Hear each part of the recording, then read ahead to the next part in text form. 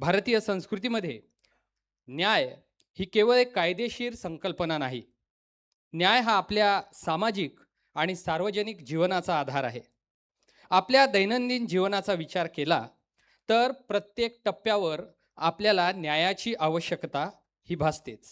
आपल्याला कुटुंबात न्याय हवा असतो, समाजात न्याय हवा असतो, व्यवहारात न्याय हवा असतो आणि जेव्हा एखाद्या व्यक्तीच्या अधिकारांवर गदा येते, तेव्हा त्याला न्यायव्यवस्थेकडेच आशेनं बघावं लागतं.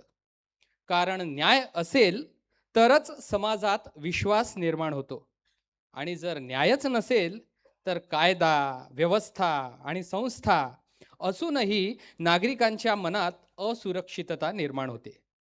न्याय म्हणजे केवळ गुन्हेगाराला शासन करणं नाही.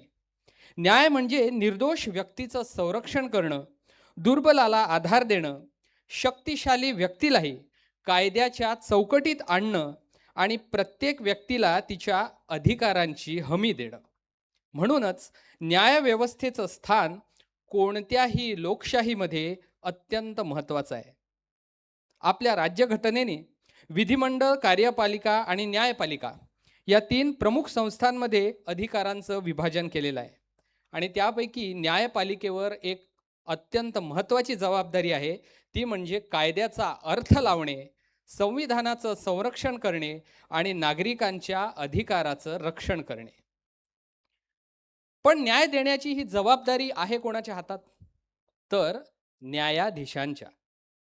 ज्यांच्या हातात न्यायाचा तराजू आहे, त्यांच्या एका निर्णयाचा परिणाम एखाद्या व्यक्तीच्या संपूर्ण आयुष्यावर होऊ शकतो, असे म्हणजे न्यायाधीश. एखाद्याचं स्वातंत्र्य हिरावलं जाऊ शकतं किंवा त्याच्या स्वातंत्र्याचं संरक्षणही होऊ शकतं त्यांच्या एका निर्णयाने. एखाद्या व्यक्तीची मालमत्ता, प्रतिष्ठा किंवा अधिकार याबाबत टोकाचा निर्णय होऊ शकतो त्यांच्या एका निर्णयाने. कधी एखाद्या व्यक्तीला शिक्षा होते तर कधी एखाद्याला अन्यायापासून संरक्षण मिळतं. म्हणूनच न्याय देण्याचा अधिकार हा केवळ अधिकार नसून त्यासोबत येणारी एक प्रचंड नैतिक आणि संवैधानिक अशी जबाबदारी आहे. आपण अनेकदा म्हणतो की कायदा सगळ्यांसाठी समान आहे. पण हा समानतेचा सिद्धांत प्रत्यक्षात आणण्याची जबाबदारी ज्या संस्थेवर आहे, त्या संस्थेचं स्वातंत्र्य, तिची प्रतिष्ठा आणि तिची निष्पक्षता ही अत्यंत महत्त्वाची ठरते. त्याचवेळी लोकशाहीमध्ये एक मूलभूत प्रश्न सुद्धा निर्माण होतो की ज्यांच्या हातात न्याय देण्याचा अधिकार आहे, त्या संस्थेला प्रश्न विचारता येतात का? न्यायव्यवस्थेचं स्वातंत्र्य आवश्यक आहे, पण त्याचबरोबर तिच्या कार्यपद्धतीवर चर्चा नाही का होऊ शकत? न्यायालयीन निर्णयावर मतभेद व्यक्त नाही का करता येऊ शकत? आणि न्यायव्यवस्थेचं स्वातंत्र्य आणि तिचं उत्तरदायित्व यांच्यात योग्य समतोल हा नेमका कसा साधावा? हे प्रश्न केवळ कायद्याचे अभ्यासक किंवा वकील यांच्यासाठी नाहीत, तर हे प्रश्न आहेत सगळ्या सामान्य नागरिकांसाठी अत्यंत महत्त्वाचे. कारण न्यायव्यवस्था ही केवळ न्यायालयाच्या इमारतीत चालणारी व्यवस्था नाही, तर तिचा थेट संबंध आपल्या स्वातंत्र्याशी, आपल्या अधिकारांशी, प्रतिष्ठेशी, लोकशाहीवरील आपल्या विश्वासासाठी आहे. आणि म्हणूनच आजच्या कार्यक्रमाचा विषय अत्यंत महत्त्वाचा आहे. Is the judiciary a holy cow? हा प्रश्न ऐकायला कदाचित धाडसी वाटेलही, परंतु यामागे एक गंभीर लोकशाही मूल्य दडलेलं आहे. न्यायव्यवस्थेचा सन्मान राखत तिच्यावर प्रश्न विचारण्याची जागा लोकशाहीत किती असावी, याच विषयावर आज आपल्याशी संवाद साधण्यासाठी उपस्थित आहेत भारतीय न्यायव्यवस्थेतील एक अत्यंत मान्यवर व्यक्तिमत्व, माजी न्यायमूर्ती अभय ओक, भारताच्या सर्वोच्च न्यायालयाचे माजी न्यायमूर्ती. मी डॉक्टर पिनाक दंदे आणि ज्येष्ठ संपादक शैलेश पांडे यांना विनंती करतो की त्यांनी न्यायमूर्ती अभय ओक यांच्यासह व्यासपीठावर पदार्पण करावं. टाळ्यांच्या गजरात आपण आजच्या प्रमुख वक्त्यांचं स्वागत करूया.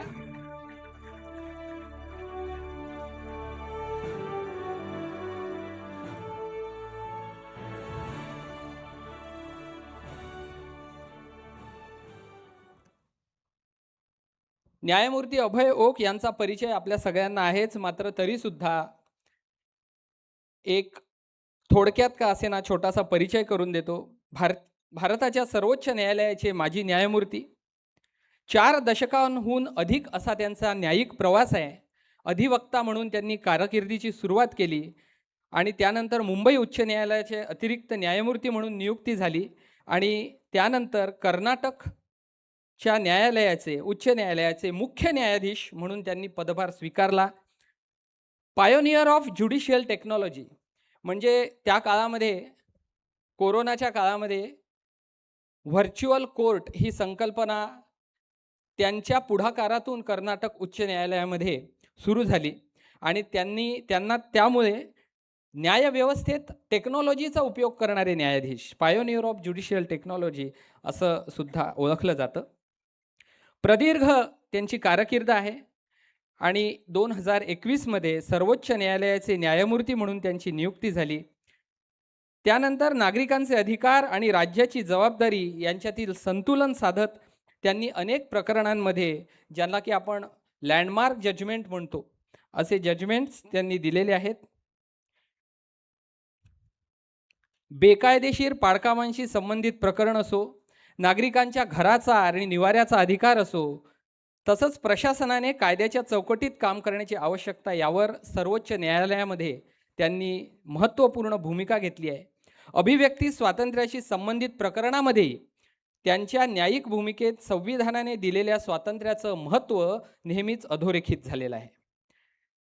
एक महत्त्वाचा विषय म्हणजे धार्मिक स्वातंत्र्य आणि मूलभूत अधिकार यांच्यातील संबंध, आणि या महत्त्वाच्या प्रकरणावर सुद्धा धार्मिक समुदायांच्या अधिकाराबरोबर संविधानाने प्रत्येक नागरिकाला दिलेल्या मूलभूत अधिकारांच्या संरक्षणासाठी संबंधित प्रश्नावर त्यांच्या जजमेंट्सच्या थ्रू विचार करण्यात आलेला आहे. आजच्या कार्यक्रमासाठी त्यांची एक न्यायिक भूमिका विशेष महत्त्वाची आहे, कारण की न्यायव्यवस्था आणि सार्वजनिक चर्चा यांच्यातील संबंध हा त्यांच्या कारकिर्दीचा एक महत्त्वाचा मुद्दा राहिलेला आहे. न्यायालयीन निर्णयावर चर्चा करता येते का? न्यायव्यवस्थेच्या कार्यपद्धतीवर सार्वजनिक प्रश्न उपस्थित करता येतात का? आणि न्यायव्यवस्थेचे स्वातंत्र्य आणि तिचे उत्तरदायित्व यांचा समतोल कसा साधायचा? लोकशाहीमध्ये या सगळ्या संस्था आहेत, यापैकी कोणतीही संस्था नागरिकांच्या प्रश्नापासून पूर्णपणे अलिप्त राहू शकते का? याच विचारातून आजचा is the judiciary Holy cow हा विषय सगळ्यांच्या पुढे आणण्यात आलेला आहे. आजच्या या महत्त्वपूर्ण आणि विचार प्रवर्तक कार्यक्रमात आपलं मनपूर्वक स्वागत करतो आणि आपल्या प्रदीर्घ न्यायिक अनुभवातून is the judiciary a holy cow या विषयाकडे आपण कसे पाहणार आहात, या सर्व गोष्टी ऐकण्यासाठी आपण सर्व उत्सुक आहोतच.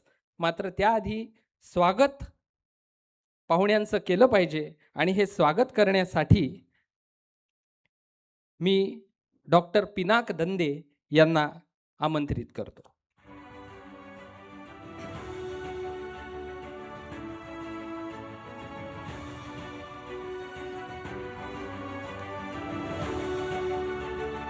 डॉक्टर पिनाक दंदे आपल्या सगळ्यांच्या ओळखीचं व्यक्तिमत्व आहे. निर्विकार मन, निरामय समाज हे ब्रीद घेऊन सुमारे 2 दशकांपासून दंडे फाउंडेशन काम करते. टाळ्यांच्या गजरात आपण स्वागत करूया आजचे आपले वक्ते. आजचा हा कार्यक्रम दंडे फाउंडेशनद्वारे आयोजित केलेला आहे. आपल्याला सगळ्यांना माहिती आहे, प्रामुख्यानं आरोग्याच्या क्षेत्रात जरी कार्यरत असले तरी दंडे फाउंडेशन ज्येष्ठ नागरिक, दिव्यांग, महिला समाजातील उपेक्षित, वंचित घटक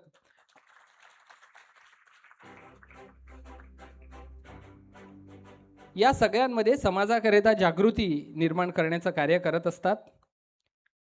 पोलीस, पत्रकार अशा अहर्निश कार्यांमध्ये, अहर्निश सेवामध्ये या समाज घटकांकरिता विशेष आरोग्य जपा आणि टिकवा मोहीम दंदे सरांची असते. पत्रकारांचे अत्यंत आवडते डॉक्टर आहेत आणि एक हृदय ह्युमन बिईंग आहेत, अतिशय संवेदनशील आहेत, सहृदयी, सकारात्मकतेचा कायमचा ऊर्जा स्रोत आहेत. आणि त्यांचं आता काही लोकांचं व्यक्तिमत्व हे चतुरस्त्र असतं, काही लोक अष्टपैलू असतात, काही बहुगुणी असतात आणि फारच कमी लोक सर्व गुण संपन्न असतात.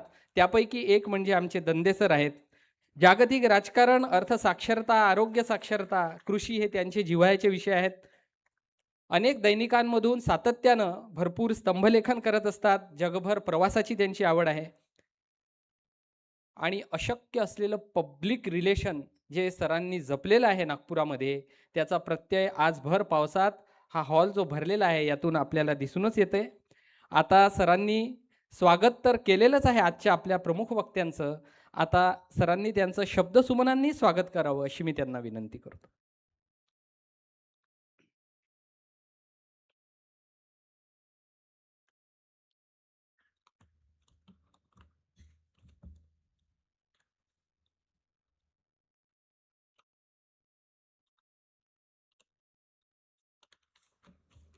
सर्वांना मनापासून नमस्कार. आजच्या कार्यक्रमाला उपस्थित आदरणीय न्यायमूर्ती अभय ओक साहेब, व्यासपीठावर माझे मित्र ज्येष्ठ संपादक शैलेश पांडे सर, सभागृहामध्ये उपस्थित सर्व मान्यवर बंधू भगिनींनो, सर्वप्रथम मी आपल्या सर्वांचं दंदे फाउंडेशनच्या वतीने मनपूर्वक स्वागत करतो आणि सुरुवातीलाच आपले मी इथे आभार मानतो.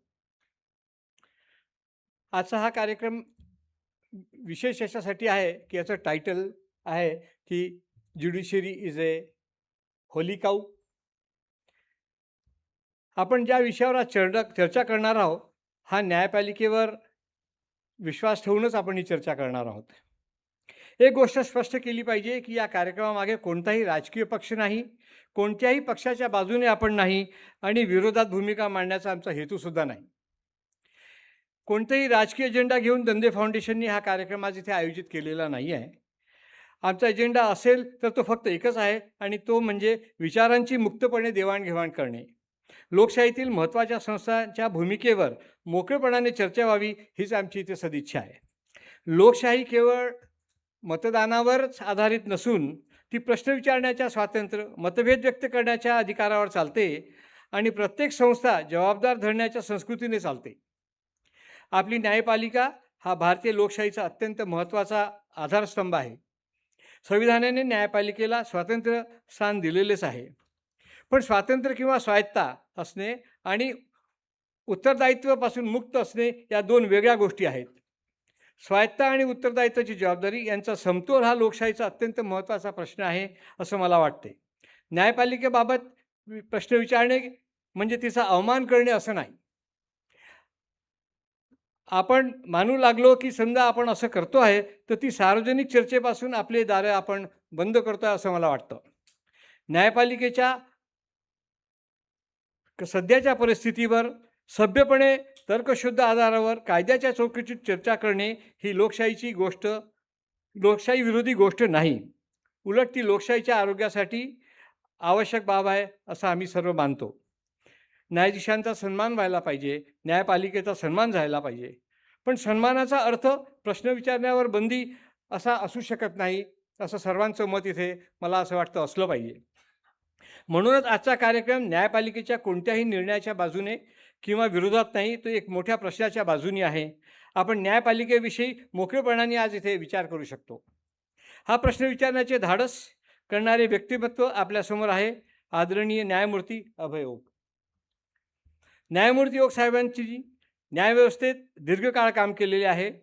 अशा व्यक्तीने न्यायपालिकेकडे चिकित्सक नजरेने पाहणे हे या कार्यक्रमाचे वैशिष्ट्य आहे.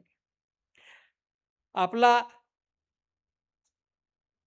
अशी मान्यता आहे की आजचे जे भाषण न्यायपालिकेविषयी गैरसमज निर्माण करण्यासाठी नव्हे तर तिची भूमिका अधिक चांगल्या प्रकारे समजून घेण्यासाठी आहे. कारण कोणतीही संस्था टीकेच्या पलीकडे ती राहू शकत नाही, ती टिकू शकत नाही. आणि समजा आपण त्या पद्धतीने आपण बघतो तर तिची गुणवत्ता वाढत नाही, उलट तिच्यावर सार्वजनिक विश्वास कमी होतो आणि विश्वास कमी झाला की संस्थांविषयी लोकांच्या मनात एक संभ्रम निर्माण होतो. पण आम्हाला सनसनादी वाद नको आहेत, आम्हाला सुसंस्कृत आणि विधायक वादविवाद हवा आहे. तेच या कार्यक्रमाचे खरे प्रयोजन आहे. डॉक्टर दंदे फाउंडेशनची स्थापना ही मुळातच विचारांच्या मुक्त आदानप्रदानासाठी झाली आहे. एखादा विचार सहमत असणे किंवा एखाद्या विचारांच्या विरोध असणे ही आमच्यासाठी कार्यक्रमाची पूर्वअट नाहीच आहे. एखाद्या व्यक्तीशी असहमत असण्याचा अधिकार आम्ही तितकाच महत्त्वाचा मानतो, जो समाजात मतभेद ठेवत नाही, त्यांना लोकांची भीती वाटत नाही. माणसाची मनभिन्नता असू शकते, पण एकत्र बसून संवाद साधू शकतात की नाही, हे आता आपल्याला इथे विचार करण्यासारखं आहे. त्यामुळे आजच्या व्याख्यानाकडे न्यायपालिकेविरोधी चर्चा म्हणून पाहण्याचे काहीच कारण नाही. उलट न्यायपालिका अधिक सक्षम, अधिक विश्वास आणि अधिक उत्तरदायित्व व्हावी, या चिंतेपोटी आयोजित केलेल्या या चर्चा, या गोष्टींनी यांच्याकडे आपण सर्वांनी पाहिलं पाहिजे असं मला वाटतं. आज आपण न्यायपालिकेविषयी चर्चा करणार आहोत. उद्या कदाचित विधिमंडळ, कार्यपालिका, माध्यमे, विद्यापीठे किंवा अनेक जे सार्वजनिक संस्थान आहे त्यांच्याविषयी सुद्धा आपण इथे चर्चा करू. किंवा सार्वजनिक छन्नी अर्थात स्क्रुटिनी पलीकडे असू शकत नाही, याचा आपण सर्व लोक निश्चितच विचार करणार आहोत. दंदे फाउंडेशनची भूमिका स्पष्ट आहे.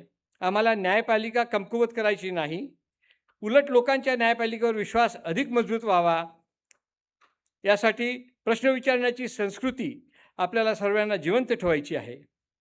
आजच्या कार्यक्रमासाठी न्यायाधीश अभय ओक साहेबांनी वेळ दिला, याबद्दल आम्ही त्यांचे मनपूर्वक आभार मानतो. विषय संवेदनशील आहे, पण संवेदनशील विषयापासून आपण पळून गेलो तर सार्वजनिक जीवनातील अनेक महत्त्वाचे प्रश्न अनुत्तरित राहतील. तसे होऊ नये म्हणून अत्यंत खुल्या मनाने, पक्षविरहित उद्दिष्टाने आजचे आपण हे व्याख्यानाचे इथे आयोजन केलेले आहे. पुनश्च मी आपलं सर्वांचं इथे स्वागत करतो. आपण मोठ्या संख्येने पाऊस असताना सुद्धा इथे उपस्थित झाले, आपले आभार मानतो. आपल्या वाणीला मी विराम देतो. जय हिंद, जय भारत.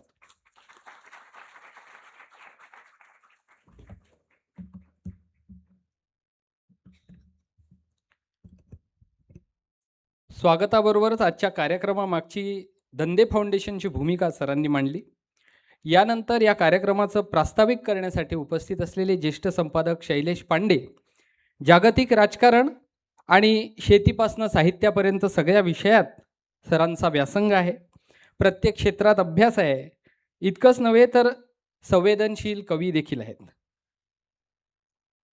पत्रकारितेत असं म्हटलं जातं की jack of all trades and master of at least one असा असला तर तो पत्रकार यशस्वी होतो.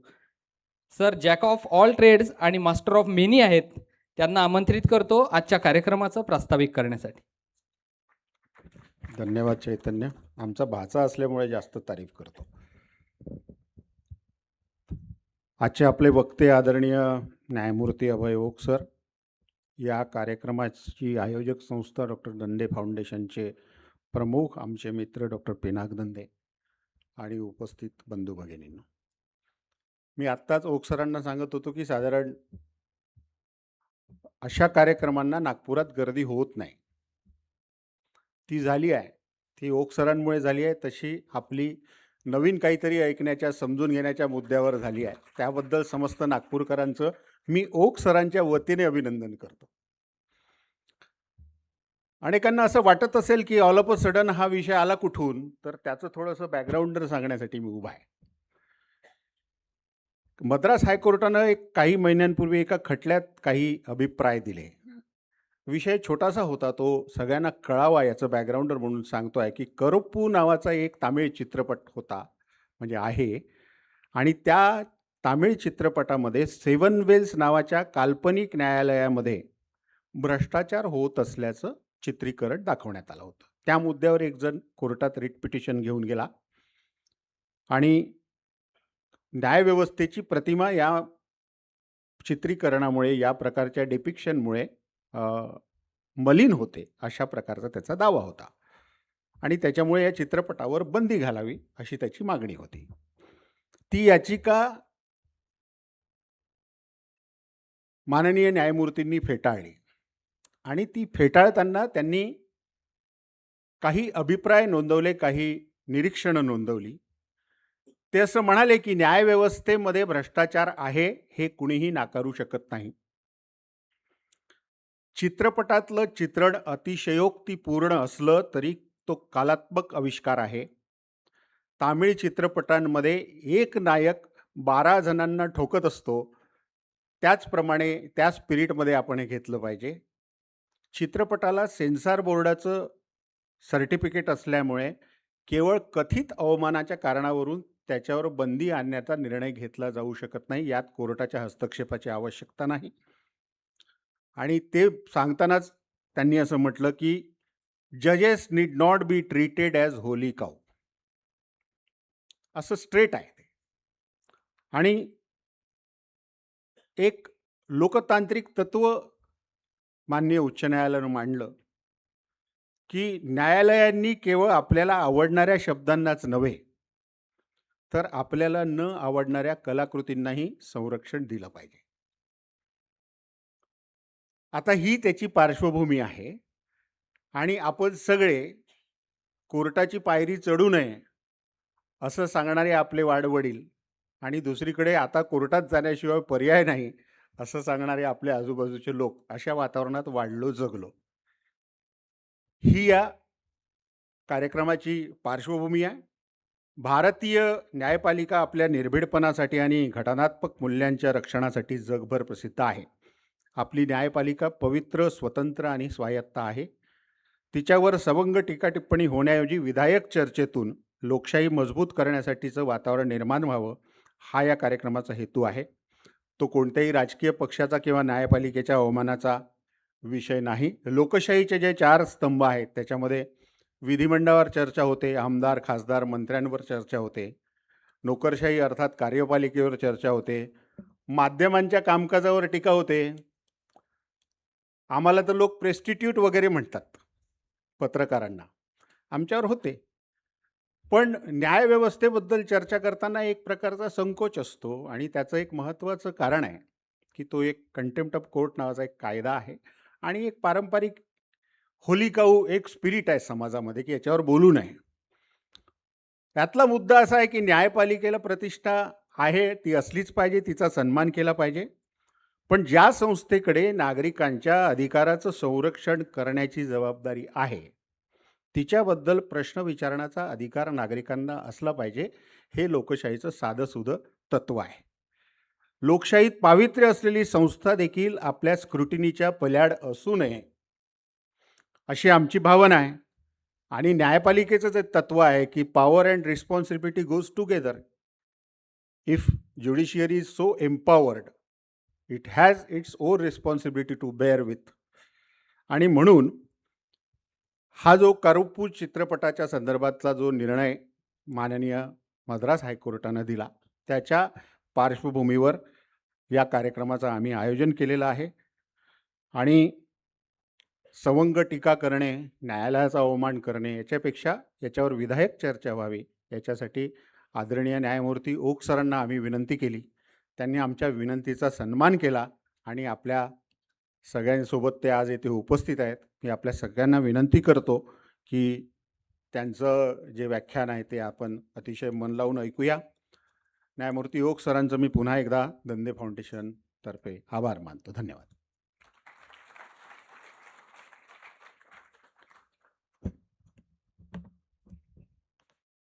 तर आता वेळ आहे न्यायव्यवस्थेच्या आतून आलेला दृष्टिकोन ऐकण्याची.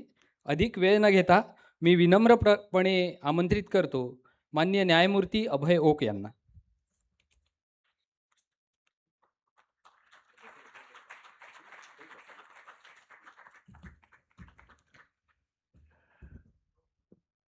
नमस्कार. एका वैचारिक विषयावरती व्याख्यान ऐकण्यासाठी शनिवारी संध्याकाळी आपण एवढ्या मोठ्या संख्येने जमला त्याबद्दल मी आपल्याला धन्यवाद दिले पाहिजेत. व्यासपीठावर उपस्थित असलेले डॉक्टर पिनाक दंदे, त्यांचं दंदे फाउंडेशन नावाची संस्था आहे.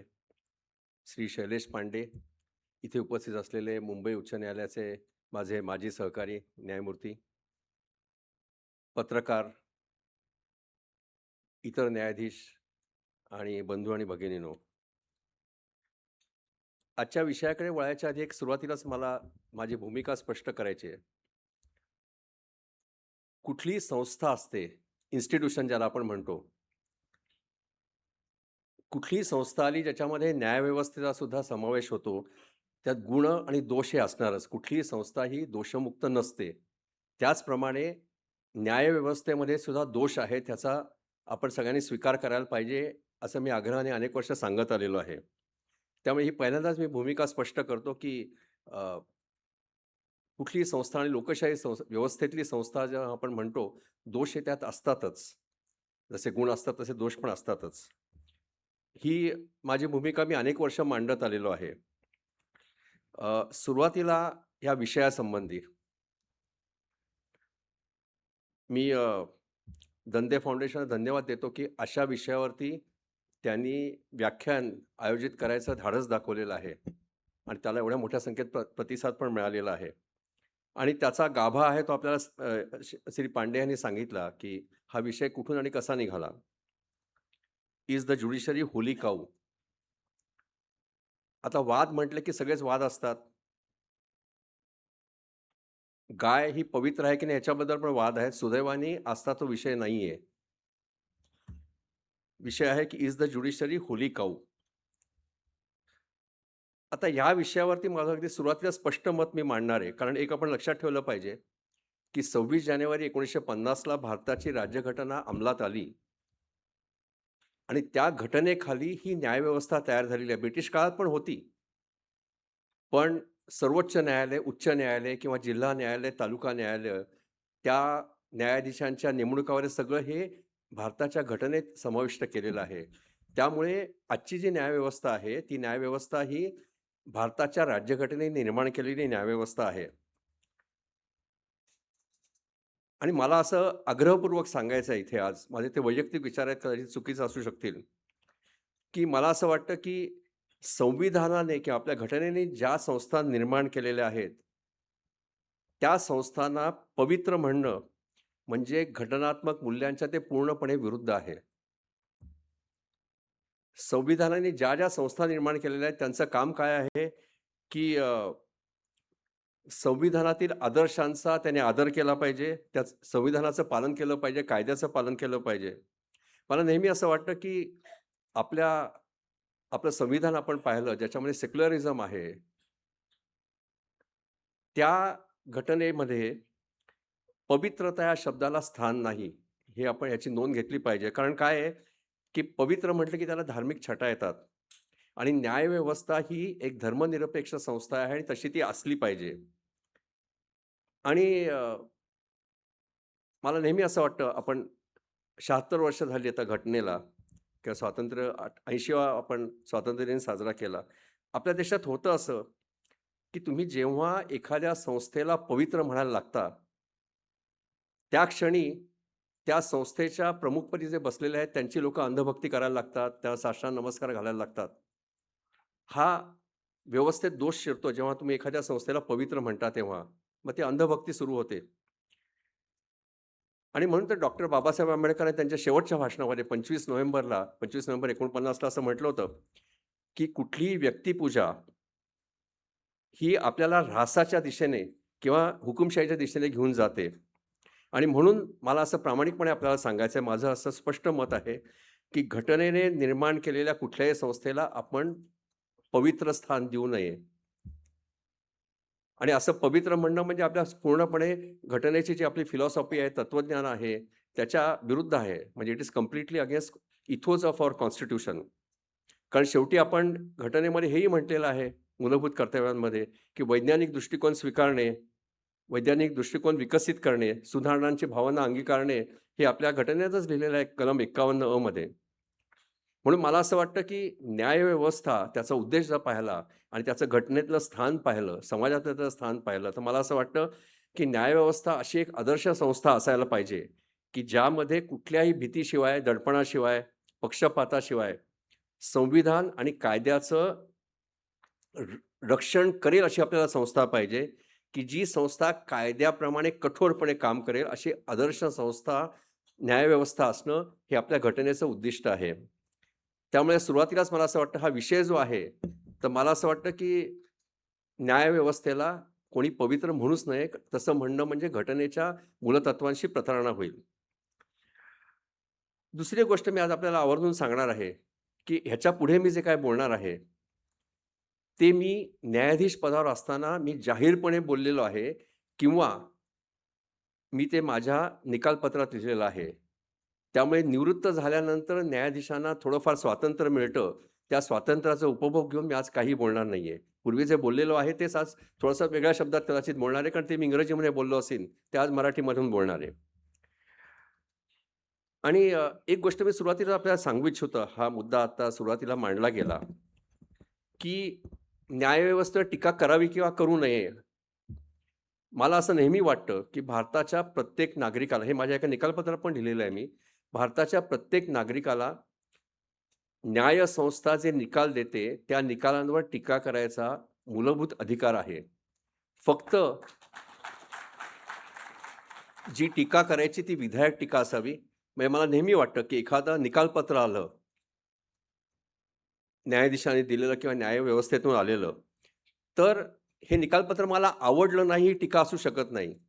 त्या निकालपत्राचा अभ्यास करून ते निकालपत्र कसं चुकीचं आहे, घटनेच्या विरुद्ध आहे किंवा कायद्याच्या विरुद्ध आहे, हे सांगणं ही सनदशीर टीका आहे आणि ती टीका करायचा प्रत्येकाला अधिकार आहे. आज आपण अशी प्रवृत्ती पाहतो, की 500 पानी, 1000 पानाची निकालपत्र येतात. मग त्याचा अभ्यास करायलाच कित्येकदा 2-2, 3-3 महिने लागतात. पण आपले अनेक नागरिक आपल्या मीडियामध्ये किंवा इतरही प्लॅटफॉर्म्सवरती न वाचता त्याच्यावर चर्चा करायला तयार असतात.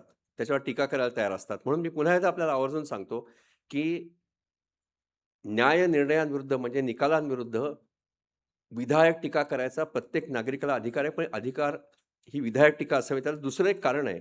ते दुसरं कारण असं आहे, की आपण नागरिक म्हणून आपण एखाद्या राज्यकर्त्यांवर टीका केली, एखाद्या राजकारणी माणसावर टीका केली, एखाद्या सनदी अधिकाऱ्यावर किंवा पोलीस अधिकाऱ्यावर टीका केली, त्याला पत्रकार परिषदेत घेऊन ती टीका कशी चुकीची आहे, अनाठायी आहे हे सांगायचं स्वातंत्र्य असतं. ते स्वातंत्र्य न्यायाधीशांना नसतं. आमच्यावर कितीही काही टीका केली तरी आम्ही स्वतःवर जी बंधनं घालून घेतलेली आहेत, तर ती बंधनं अशी आहेत, की त्या बंधनांमुळे आम्ही आमच्याबद्दलच्या टीकेला उत्तर देत नाही, देऊ नये असा संकेत आहे आणि आजपर्यंत कोणी द्यायचा प्रयत्न केलेला नाही आहे. अजूनही मी निवृत्त जरी झालेलो असलो तरी माझ्यावर जर कोणी टीका केली त्याला मी उत्तर देत नाही. कारण तो संकेत आहे आमचा. आणि म्हणून जेव्हा आपण न्यायव्यवस्थेच्या निकालांवर जेव्हा टीका करतो, आपल्या नागरिक म्हणून आपल्याला ही जबाबदारी असते, की आपण ज्याच्यावर टीका करणार आहोत, तर त्या व्यक्तीला त्या टीकेला उत्तर द्यायची संधी नाही आहे, ह्याचं पण आपण भान ठेवलं पाहिजे. आणि हे भान ठेवून जरूर न्यायव्यवस्थेवर टीका करावी. कारण शेवटी कसं आहे, न्यायव्यवस्था हा लोकशाहीचा गाभा आहे, लोकशाहीचा भाग आहे. आणि म्हणून नागरिक म्हणून आपल्याला त्या न्यायव्यवस्थेकडनं अपेक्षा करणं हे अगदी रास्त आहे आणि म्हणून अपेक्षा पूर्ण केल्या तर टीका करणं हे पण रास्त आहे. आज मी न्यायव्यवस्थेतले दोष काय आहेत किंवा न्यायव्यवस्था कुठे कमी पडते ह्याचा उहापोह करणार आहे. ते करायच्या आधी थोडीशी मला पार्श्वभूमी सांगायची आहे. न्यायव्यवस्थेची स्थिती काय होती? मी 1983 साली ठाणे शहरातल्या जिल्हा व तालुका न्यायालयामध्ये वकिलीला सुरुवात केली. माझं सुदैव असं की माझे आजोबा आणि माझे वकील हे जिल्हा न्यायालयात वकिली करणारे वकील होते. त्यामुळे न्यायव्यवस्था मी जवळनं पाहिलेली आहे. लहानपणी सगळे संवाद ऐकलेले आहेत, विषयावरचे बरेच गोष्टी ऐकलेल्या आहेत न्यायव्यवस्थेबद्दलच्या. त्यावेळेची परिस्थिती इतकी वाईट होती, की त्यावेळेला जे आपल्या जिल्हा न्यायालयात किंवा तालुका न्यायालयात न्यायाधीश असायचे, त्यांना साधी दुचाकी म्हणजे एखादी मोटरसायकल किंवा स्कूटर घेणं पण परवडायचं नाही. इतके पगार कमी होते. शासकीय निवासस्थानं नव्हती आणि निवासस्थानं जरी असली, तरी त्यांच्या पगारातलं 10% रक्कम त्याचं भाडं म्हणून वळती व्हायची. त्यावेळेला उच्च न्यायालयाचे जे न्यायाधीश होते, आपल्याला कल्पना नसेल, 1986 सालापर्यंत उच्च न्यायालयातल्या काम करणाऱ्या न्यायाधीशांना साधं सरकारी वाहन मिळायचं नाही. त्याला एक तर स्वतःची गाडी वापरायला लागायची. मग मी जेव्हा वकिलीला सुरुवात केली, मी पाहिलेलं आहे की तालुका आणि जिल्हा न्यायालयातले न्यायाधीश त्यांच्या निवासस्थानापासून कोर्टापर्यंत, न्यायालयापर्यंत चालत यायचे. वकील लोक त्यांच्या दुचाकी किंवा चारचाकी वाहनाने यायचे. इतकी भीषण परिस्थिती होती. मी कायद्याचा विद्यार्थी असताना, आपण भारतीय विद्याभवनाचं नाव ऐकलं असेल, पालखीवाला साहेबांनी बरंच काम केलेलं आहे त्या संस्थेमध्ये. तिथे एक फार सुंदर कार्यक्रम होता. त्यावेळेला 1980 की 81ची गोष्ट असेल, मला नक्की साल आठवत नाही. मार्गारेट थॅचर ज्या ग्रेट ब्रिटनच्या पहिल्या महिला पंतप्रधान होत्या, नुकत्याच निवृत्त झाल्या होत्या. तर त्या कार्यक्रमामध्ये नानी पालखीवालांनी असं सांगितलं, कारण ब्रिटनच्या पंतप्रधान, माजी पंतप्रधान तिथे होत्या. त्यांनी सांगितलं की ईस्ट इंडिया कंपनीने ब्रिटिश सरकारकडे जेव्हा सत्ता दिली 1860 साली, तेव्हा उच्च न्यायालयाच्या न्यायाधीशांना ₹3,500 पगार होता. तोच पगार 1980 पर्यंत होता. 1986 पर्यंत होता. आपण विचार केला पाहिजे ह्या गोष्टीवरती. मार्गारेट थॅचर मॅडम, मला त्या शब्द आठवत नाही, त्यामुळे मला आश्चर्याचा धक्का बसला मला, की 120 वर्ष न्यायाधीशांना एवढाच पगार मिळतो, ₹3,500. नंतर मग 86 पासून अनेक गोष्टी चांगल्या झाल्या. न्यायाधीशांचे पगार वाढले, सोयी-सुविधा चांगल्या झाल्या आणि मला अजूनही असं वाटतं, की तालुका आणि जिल्हा न्यायालयात काम करणारे न्यायाधीश आहेत, त्यांना आता चांगल्या सुविधा मिळतात. हे मी आपल्याला का सांगतोय, की स्वातंत्र्यानंतर आपल्या न्यायालयांनी म्हणजे अगदी तालुका न्यायालयांपासून ते सर्वोच्च न्यायालयापर्यंत दिलेल्या आपण निकाल बघावे. एक अतिशय दिशादर्शक असे ते निकाल होते. मी अनेक उदाहरणं देऊ शकतो. आज कायदा डिस्कस करायचा आपला वेळ नाहीये, तरी पण मी आपल्याला सांगतो. आता पर्यावरण विषय असेल, आता MC मेहताच्या केसमध्ये जे सर्वोच्च न्यायालयाने आदेश दिले त्याप्रमाणे त्यामुळे ताजमहाल वाचला. ताजमहाल काळा पडत चालला, तो वाचला. अशी अनेक उदाहरणं देईल, की अ, अरण्य आपली वनं ती वाचली. गोदावरीच्या केसमुळे सर्वोच्च न्यायालयाच्या निकालामुळे वनं वाचली. असे मुंबईतलं जे संजय गांधी नॅशनल पार्क आहे, मुंबईचं जे फुफ्फुस आहे, ते उच्च न्यायालयाच्या निकालामुळे वाचलं. अनेक स्वातंत्र्य आपण विचार करायला पाहिजे. घटनेतलं आपण 21वा कलम वाचलं, तर काय जगण्याचा अधिकार दिलेला आहे. परंतु या काळामध्ये म्हणे विशेषतः 1977 नंतर जे न्यायव्यवस्थेने निकाल दिले त्याप्रमाणे कलम 21ला अतिशय व्यापक असा अर्थ दिलेला आहे. म्हणजे नुसता जगण्याचा अधिकार नाहीये, अतिशय अर्थपूर्ण असं जगण्याचा अधिकार आहे, समृद्ध जगण्याचा आपल्याला अधिकार आहे. प्रदूषणमुक्त अशा वातावरणात राहायचा आपला अधिकार घटनेच्या 21व्या कलमाने दिलेला आहे. त्यानंतर समृद्ध आयुष्य जगायचं म्हणजे काय? आपल्याला अभिव्यक्ती स्वातंत्र्य आहे. जर समाजामध्ये अभिव्यक्ती स्वातंत्र्य नसेल, मोकळेपणाने बोलायचं, लिहायचं, विचार व्यक्त करायचं स्वातंत्र्य नसेल, एखादी कलाकृती सादर करायचं स्वातंत्र्य नसेल, एखाद्या स्टँडअप कॉमेडियनला लोकांची चेष्टा करायचं स्वातंत्र्य नसेल, राज्यकर्त्यांवर टीका करायचं स्वातंत्र्य नसेल, तर आपण अर्थपूर्ण जगू शकणार नाही आणि म्हणून तो घटनेच्या 21व्या कलमाचा मूलभूत अधिकाराचा भंग होतो. असे अनेक निर्णय दिलेले आहेत. उच्च न्यायालयाने दिलेले आहेत. आता महिला विषयक आपण जर विचार केला, विशाखाचं निकालपत्र, की महिलांचं शोषण व्हायचं, जिथे त्या काम करायच्या तिथे कायदा नव्हता आणि ते निकालपत्र जवळजवळ 13 वर्ष चाललं. 13 वर्ष लागली आपल्या विधिमंडळाला कायदा करायला. अजून एक फक्त एकच शेवटचं मी आपल्याला सांगणार आहे आणि हे मी मुद्दाम आज तालुका किंवा जिल्हा न्यायालयांचा उल्लेख करत नाही, पण त्या काळामध्ये जी निकालपत्र आली, त्याला आपण क्वालिटी जस्टिस म्हणतो, तर कितीतरी उजवा होतं त्यावेळेचं. एकच शेवटचं मी निकालपत्र सांगणार आहे. म्हणजे मला अशी भूमिका मांडायची नाही आहे, की न्यायव्यवस्थेने काहीच केलं नाही. 1973 साली केशवानंद भारती ह्या खटल्यामध्ये अतिशय महत्त्वाचा निकाल सर्वोच्च न्यायालयाने दिला, बहुमताने दिला. तो निकाल काय होता? की घटनेच्या 368 कलमाप्रमाणे घटना दुरुस्ती करायचा विधिमंडळाला अधिकार आहे. परंतु ती घटना दुरुस्ती करताना घटनेचा जो मूळ गाभा आहे, मूळ गाभा म्हणजे काय? लोकशाही आहे, धर्मनिरपेक्षता आहे, सेक्युलरिझम आहे, फंडामेंटल राईट्स आहेत, असे अनेक जे गाभे आहेत, तर त्याच्यात बदल करता येणार नाही. म्हणजे बेसिक स्ट्रक्चर थिअरी ज्याला म्हणतो, बेसिक स्ट्रक्चर थिअरी, की तुम्ही घटनेमध्ये दुरुस्ती करा, पण घटनेचा मूळ गाभा बदलायचा विधिमंडळाला अधिकार नाही. आणि सांगायला हरकत नाही, की हा पहिला जो निकाल दिला तो मायनॉरिटी निकाल होता.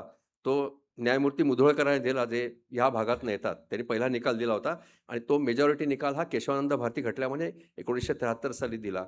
आणि मी कायद्याचा अभ्यासक आणि घटनेचा अभ्यासक म्हणून एक गोष्ट आपल्याला नम्रपणे सांगू इच्छितो, की केशवानंद भारती खटला हा एकच निकाल असा आहे, की ज्याच्यामुळे भारतातली लोकशाही वाचली. आपण भारताच्या डाव्या बाजूला आणि उजव्या बाजूला बघा काय चाललंय ते. लोकशाही वाचलेली नाही तिथे. या एका निकालामुळे लोकशाही वाचली. आणि थोडासा विनोदाचा भाग म्हणजे असं म्हणायचं, की अजून तरी सर्वोच्च न्यायालयाने तो निकाल बदलायचा प्रयत्न केलेला नाहीये. एकदा प्रयत्न झाला. जेव्हा न्यायमूर्ती बेग सर्वोच्च न्यायालयाचे मुख्य न्यायमूर्ती झाले 77 साली, त्यांनी अचानक एक 13 जणांचं खंडपीठ त्यांनी स्थापन केलं आणि त्यांनी सांगितलं, की आता केशवानंद भारतीवर पुनर्विचार करायला पाहिजे. आणि त्यावेळेचे सगळ्या राज्यांचे ॲडव्होकेट जनरल, अटर्नी जनरल असे होते. प्रत्येकाने उठून सांगितलं, की आम्ही मागितलेलं नाही आहे, आमची मागणी नाही आहे, फेरविचार करावा. आणि म्हणून अर्ध्या तासात ते बेंच त्यांना रद्द करावं लागलं. आणि त्यानंतर अजून तो सुदैवाने कोणी प्रयत्न केलेला नाही आहे. हे सांगायचं कारण असं आहे, की अतिशय तुटपुंजा पगार मिळताना, साधनं नसताना त्या काळात आपल्या न्यायव्यवस्थेने अतिशय चांगले लोकाभिमुख असे निर्णय दिलेले आहेत. महिलांचे अधिकार असोत, मजुरांचे अधिकार असोत. आता बंगलोर वॉटर सप्लाय केस याचा आता थोडासा सर्वोच्च न्यायालयाने त्यात बदल केला. म्हणून मी मगाशी उल्लेख केला, की अजून तरी केशवानंद भारतीमध्ये बदल करायचा कोणी प्रयत्न केलेला नाही आहे. आता हे मजुरांचे हक्क जे आहेत, आता न्यायमूर्ती कृष्णा अय्यरांचा हा निकाल होता. बंगलोर वॉटर सप्लाय त्यांनी म्हणजे एम्प्लॉयीची डेफिनेशन जी होती, वर्करची डेफिनेशन त्याला खूप असं विस्तृत स्वरूप दिलं. त्यामुळे अनेक गरीब कामगारांना न्याय मिळाला. त्यात थोडासा आता परवा सुप्रीम कोर्टाने बदल केलेला आहे. आणि शेवटी एक मला जाताना 2 गोष्टी सांगायच्या आहेत. मी आता नंतर मग न्यायव्यवस्थेतली काय त्रुटी आहेत ते सांगणार आहे. केशवानंद भारती निकाल दिल्यानंतर मेजॉरिटी ज्यांनी व्ह्यू घेतला होता, 7 जण न्यायाधीश होते, त्यात ते 3 जण 3 न्यायाधीशांना त्यानंतर 2 दिवसामध्ये त्यांची ज्येष्ठता डावलण्यात आली आणि दुसऱ्या एका न्यायमूर्तींना, ज्युनियर असलेल्या न्यायमूर्तींना मुख्य न्यायमूर्ती करण्यात आलं. न्यायमूर्ती हेगडे, शेलाट आणि ग्रोव्हर त्यांचं नाव. म्हणजे ह्या न्यायमूर्तींना माहिती होतं, की आपण सत्तेला आपण आपला मुख्य न्यायमूर्ती व्हायची संधी जाणार आहे, तरी त्यांनी तो निकाल दिला. जाता अजून एका निकालाचा उल्लेख मला करावा लागेल. तो निकाल आहे एडीएम जबलपूर वर्सेस शुक्ला. आणीबाणीच्या काळ्या दिवसांमध्ये राष्ट्रपतीने आदेश काढले होते, की घटनेचं 14व, 19व आणि 21व कलम आहे, ते त्या कलमाची अंमलबजावणी करण्याकरता कोर्टात जाण्याचा अधिकार होता. तो अधिकार हिरावून घेतला होता. आणि त्यावेळेला आपल्याला माहिती आहे अनेक राजकीय नेत्यांना तुरुंगात टाकलं होतं. तो मिसा नावाचा कायदा होता त्याखाली. तेव्हा मग उच्च न्यायालयामध्ये हेबियस कॉर्पसचे पिटिशन झाले निरनिराळ्या उच्च न्यायालयामध्ये. त्यात म्हणणं असं मांडलं होतं, की जरी हे जे काही मूलभूत अधिकार आहेत, 21 वगैरे हे जे मूलभूत अधिकार आहेत, ते त्याची अंमलबजावणी करण्याचा जरी हक्क राहिला नसला, तरी आपण मनुष्य प्राणी आहोत. आपल्याला नैसर्गिक हक्क आहे स्वातंत्र्याचा. तो हक्क आणीबाणीची तरतुदी लावून हिरावून घेतला जात नाही. सुदैवाने मुंबई उच्च न्यायालयाचे अनेक निकाल होते, की त्यांनी म्हटलं हा नैसर्गिक हक्क आहे आणि त्यामुळे तुम्ही कायद्याचं पालन न करता कोणाला तरी तुरुंगात टाकलं तर त्याला सोडावं लागेल. इतर हायकोर्टाने विरुद्ध निकाल दिले आणि हा खटला 5 जणांच्या खंडपीठापुढे आला. आणि दुर्दैवाने हे जे अटर्नी जनरलनी मांडलेलं म्हणणं होतं, की एकदा 14, 19 आणि 21 कलमांची अंमलबजावणी करण्याचा अधिकार हिरावून घेतला राष्ट्रपतींच्या आदेशाप्रमाणे, तर मग हा नैसर्गिक हक्क वगैरे काही राहत नाही. दुर्दैवाने ही गोष्ट 4 न्यायमूर्तींनी मान्य केली. पण एका न्यायमूर्तींनी एक वेगळा निकाल दिला. त्यांनी म्हटलं नाही, हा आपला नैसर्गिक हक्क आहे. नैसर्गिक हक्क असल्यामुळे कायदेशीररित्या कोणालाही तुरुंगात डांबता येणार नाही. त्यांचं नाव होतं न्यायमूर्ती हंसराज खन्ना.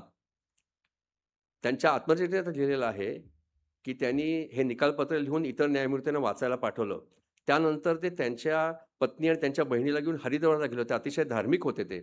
आणि हरिद्वारला त्या नदीकाठी बसलेला असताना त्यांनी शांतपणे स्वतःच्या पत्नीला आणि बहिणीला सांगितलं, की आज मी जो निकाल दिलेला आहे, त्यामुळे मला सर्वोच्च न्यायालयाच्या मुख्य न्यायमूर्ती पद मला गमावावं लागणार आहे. मला ते पद देणार नाहीत, मी जरी ज्येष्ठतेप्रमाणे होणार असलो तरी. आणि तसंच झालं. त्यांची सेवाज्येष्ठता डावलण्यात आली आणि त्यांनी त्यावेळेला राजीनामा दिला. आणि म्हणूनच हे सगळं कॉलेजियम वगैरे झालं, ते त्याच्यामुळे झालं. म्हणजे मी आपल्याला कल्पना काय देतोय, की मला न्यायव्यवस्था खूप वाईट आहे असंही चित्र रंगवायचं नाहीये. आणि ह्या गोष्टींचं आपण सगळ्यांनी भान ठेवलं पाहिजे, न्यायव्यवस्थेने आपल्याकरता काय केलंय ते. आणि नुसतं एवढंच नाही, आता आपल्याकडे टेनन्सी विदर्भ टेनन्सी ॲक्ट होता, बॉम्बे टेनन्सी ॲक्ट होता. कसेल त्याची जमीन.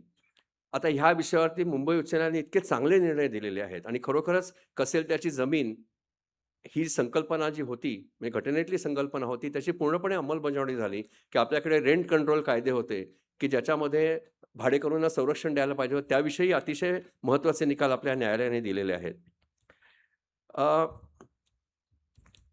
आता आपण बोलूया न्यायव्यवस्थेपुढच्या समस्यांबद्दल.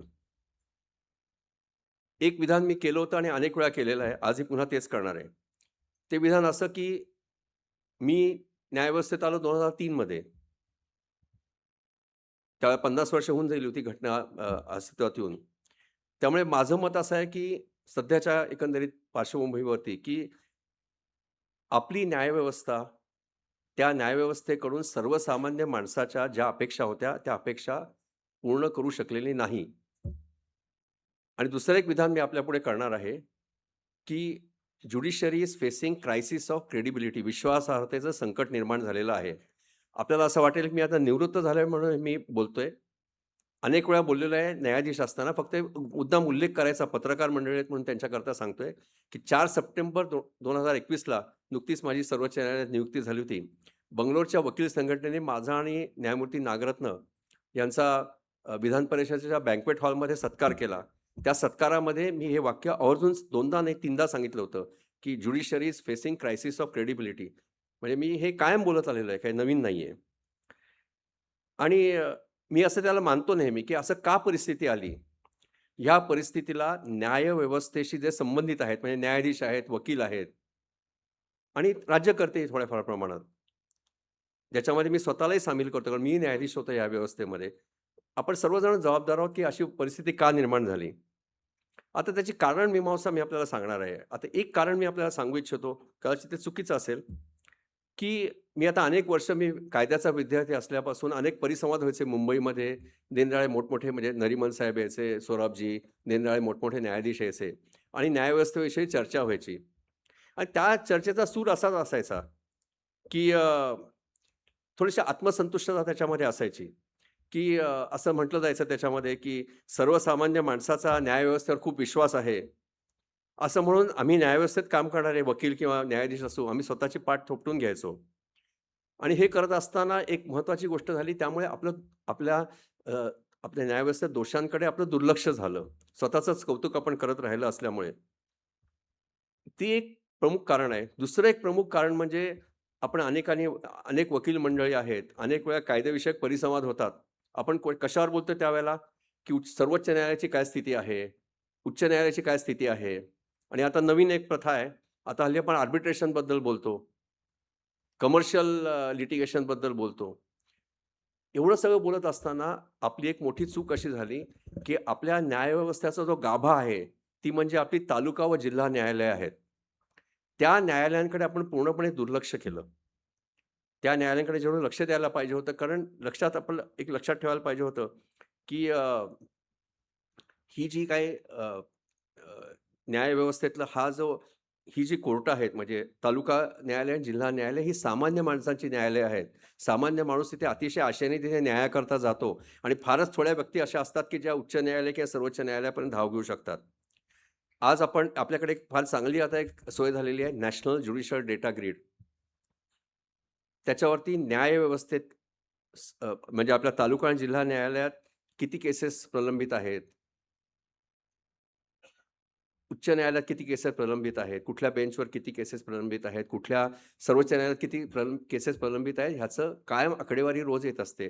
रिअल टाईम अपडेशन आपण म्हणतो त्याचं केलं जातं. तर कालची जी आकडेवारी आहे, ती अशी दाखवते, की तालुका आणि जिल्हा न्यायालयामध्ये भारतामध्ये जवळ-जवळ 5 कोटी केसेस पेंडिंग आहेत. त्यातल्या जास्ती केसेस आहेत, एक 60-70% ह्या फौजदारी आहेत आणि त्याच्यातल्या जवळ-जवळ 25% केसेस अशा आहेत, की त्या 5 वर्षापेक्षा जुन्या आहेत. तर ही परिस्थिती आपल्याला आकडेवारीतनं दिसते. आकडेवारी कधी-कधी फसवी पण असू शकते, पण जेव्हा आपण खटल्यांचा विचार करतो, किती खटले प्रलंबित आहेत, आकडेवारी कधी चुकीची नसते. ती आपल्याला योग्य दिशाच दाखवत असते. आता सुरुवातीला मी हाच फक्त प्रश्न आपल्यापुढे मांडणार आहे, की ही अशी का परिस्थिती उद्भवली? आणि मग चित्रपटातून आपली चेष्टा केली जाते आणि खरं आहे ती गोष्ट. तारीख पे तारीख आपल्या तो कुठल्यातरी चित्रपटातला तो प्रसिद्ध डायलॉग आहे आणि तो आपण सगळेजण वापरतो. सामान्य नागरिक वापरत असतो, तारीख पे तारीख. आता ह्याची कारणं काय? त्याची कारणं अशी आहेत, की न्यायाधीशांची संख्या आणि लोकसंख्या याचं व्यस्त प्रमाण आणि हे पुराव्यानिशी सिद्ध करता येतं. आणि हे मी पुन्हा एकदा सांगतो, हे फक्त मी तालुका आणि जिल्हा न्यायालय, जे सामान्य लोकांची न्यायालय त्याच्याबद्दल बोलतोय. 2002 मध्ये सर्वोच्च न्यायालयाने एक आदेश दिला. त्याच्यामध्ये एक संकल्पनेची चर्चा होती, just to population ratio. Just to population ratio म्हणजे काय? की 10 लाख 1 मिलियन लोकसंख्या म्हणजे 10 लाख लोकसंख्येला किती न्यायाधीश असावेत? आणि त्या छोटंसं निकालपत्र आहे, त्याच्यात उल्लेख आहे, की अमेरिकेत काहीतरी 113 होते, इंग्लंडमध्ये असे 100 होते, ऑस्ट्रेलियात 97 होते, म्हणजे 10 लाख लोकसंख्येला. त्यावेळेला भारतात 13 किंवा 14 होते फक्त.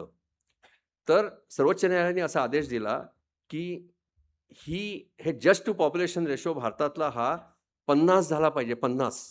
हे 2002 सालचा आदेश आहे. 50 झाला पाहिजे. त्यानंतर 2016 मध्ये सर्वोच्च न्यायालयाच्या एका खंडपीठाने प्रोफेसर मोहन गोपाळ नावाचे अतिशय विद्वान एक गृहस्थ आहेत, कायदेविषयक त्यांनी अनेक संशोधन केलेलं आहे. त्यांची एक समिती गठीत केली आणि त्यांनी सांगितलं, की तालुका आणि जिल्हा न्यायालयामध्ये किती न्यायाधीश असतात ह्याच्याविषयी तुम्ही गणित करा, तुम्ही अभ्यास करा. त्या अभ्यास करून त्यांनी एक अहवाल इंटरिम रिपोर्ट सबमिट केला. त्याच्यामध्ये त्यांनी एक फॉर्म्युला दिला होता, गणित दिलं होतं, की जज स्ट्रेंथ कशी कॅल्क्युलेट करायची. मग त्यावेळेला सर्वोच्च न्यायालयाने निकाल असा दिला, की प्रत्येक हायकोर्टाच्या केस मॅनेजमेंट कमिटीनी तो जो काही फॉर्म्युला होता, गणित होतं, त्याप्रमाणे गणित करावं आणि राज्य शासनाकडे प्रस्ताव दाखल करावा, की आता एवढ्या न्यायाधीशांच्या पदं निर्माण करा. कारण एक लक्षात ठेवा, आम्ही न्यायव्यवस्थेत काम करतो. आम्हाला एक पेन जरी घ्यायचं असेल तरी आम्हाला सरकारकडे पैसे मागायला जायला लागतं. आम्ही न्यायाधीशांची पदं आम्ही नाही तयार करू शकत. आम्ही कोर्टाला इन्फ्रास्ट्रक्चर पण आम्ही देऊ शकत नाही. सगळं सरकारकडनं पैसा येतो. फायनान्शियल ऑटॉनॉमी मुळीच नाही आहे न्यायव्यवस्थेला. तर त्यावेळेला मी मुंबई उच्च न्यायालयाच्या केस मॅनेजमेंट कमिटीचा अध्यक्ष होतो. आम्ही गणित केलं. ते गणित केलं तर आता थोडंसं असं आहे, की न्यायाधीश आणि वकील म्हणून काम केल्यानंतर आपण थोडंसं डिस्क्रिप्शन वापरतो. जर अगदी स्ट्रिक्टली तो फॉर्म्युला फॉलो केला असता, तर महाराष्ट्रामध्ये 2016-17 मध्ये 12,000 न्यायाधीश लागले असते, ॲडिशनल न्यायाधीश. ते आम्ही काहीतरी 8,800 ती फिगर ठरवली आणि आम्ही सरकारकडे प्रपोजल मंजूर केलं. महाराष्ट्रापुरतं बोलायचं झालं तर 8,800 पैकी माझ्या दृष्टीने फक्त 600 किंवा 700 पदं शासनाने मंजूर केलेली आहेत. आणि जस्ट टू पॉप्युलेशन रेशोबद्दल बोलायचं झालं तर आजची परिस्थिती मी आपल्याला सांगतो. मला वाटतं काही महिन्यांपूर्वीच माननीय विधिमंत्र्यांनी लोकसभेत सांगितलं. आता ही अर्थात ही फिगर असते ती फ्लक्च्युएटिंग असते. आजची परिस्थिती आपल्याकडे अशी आहे, की 2002च्या आदेशाप्रमाणे जस्ट टू पॉप्युलेशन रेशो 50 असायला पाहिजे होता. तो आज 22 किंवा 23 आहे. अर्धी पण न्यायाधीशांची संख्या झालेली नाहीये. आणि मधल्या काळात काय झालं आपण विचार करा. लोकसंख्या प्रचंड वाढली, खटले वाढले. एक आपल्याला उदाहरण द्यायचं झालं, थोडंसं पुन्हा तांत्रिक विषयावर बोलतोय, की आपल्याला माहिती आहे, की चेक बाउन्स झाला, तर पूर्वी लोकं सिव्हिल कोर्टात जायचे वसुली करता. पण आपण त्याच्यात दुरुस्ती केली. 138 कलम आणलं आपण त्या निगोशिएबल इन्स्ट्रुमेंट्स ॲक्टप्रमाणे आणि चेक बाउन्स होणं हा गुन्हा आहे असं आपण जाहीर केलं. त्यामुळे गेल्या 20-25 वर्षामध्ये खटल्यांमध्ये प्रचंड वाढ झालेली आहे. आपण मुंबईत जा, पुण्यात जा, नागपूरला सुद्धा आपण दंडाधिकाऱ्यांच्या कोर्टात गेलात, न्याय दंडाधिकाऱ्यांच्या कोर्टात आपल्याला लक्षात येईल, की 100 केसेस असतात रोज तालिकेवरती त्या कॉजलिस्टवरती. त्यातल्या 25 केसेस ह्या असतात सेक्शन 138च्या.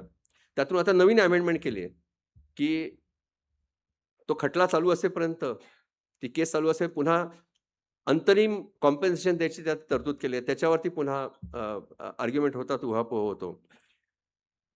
तर आता ही अशी भीषण समस्या आपल्यापुढे आहे. अजून 2-3 गोष्टी आपल्याला सांगतो. पायाभूत सुविधा, इन्फ्रास्ट्रक्चर म्हणतो. गेल्या काही वर्षात मी सांगेन आपल्याला आनंदाची गोष्ट आहे, की इन्फ्रास्ट्रक्चर महाराष्ट्रातलं सुधारायला लागलेलं आहे. पण एक 10 वर्षापूर्वी काय परिस्थिती होती? आपण मुंबई उच्च न्यायालयाचं रोस्टर वाचलं चीफ जस्टिसने केलेलं, तर एक बेंच असायचं. PILs and writ petitions concerning judicial infrastructure. कारण त्यावेळेला जवळ-जवळ महाराष्ट्रातली 8 ते 10 न्यायालयं ही उच्च न्यायालयाच्या आदेशाप्रमाणे सरकारला नाईलाजाने बांधून द्यावी लागली. त्याचं आणखीन एक आपल्याला पुढे जाऊन सांगतो उदाहरण. विषयांतर होता आता इतका वेळ मी तालुका आणि जिल्हा न्यायालयांबद्दल बोलतोय. मुंबई उच्च न्यायालय आपण पाहिलं असेल फोर्ट एरियामध्ये ऐतिहासिक बिल्डिंग आहे, हेरिटेज त्याला व्हॅल्यू आहे.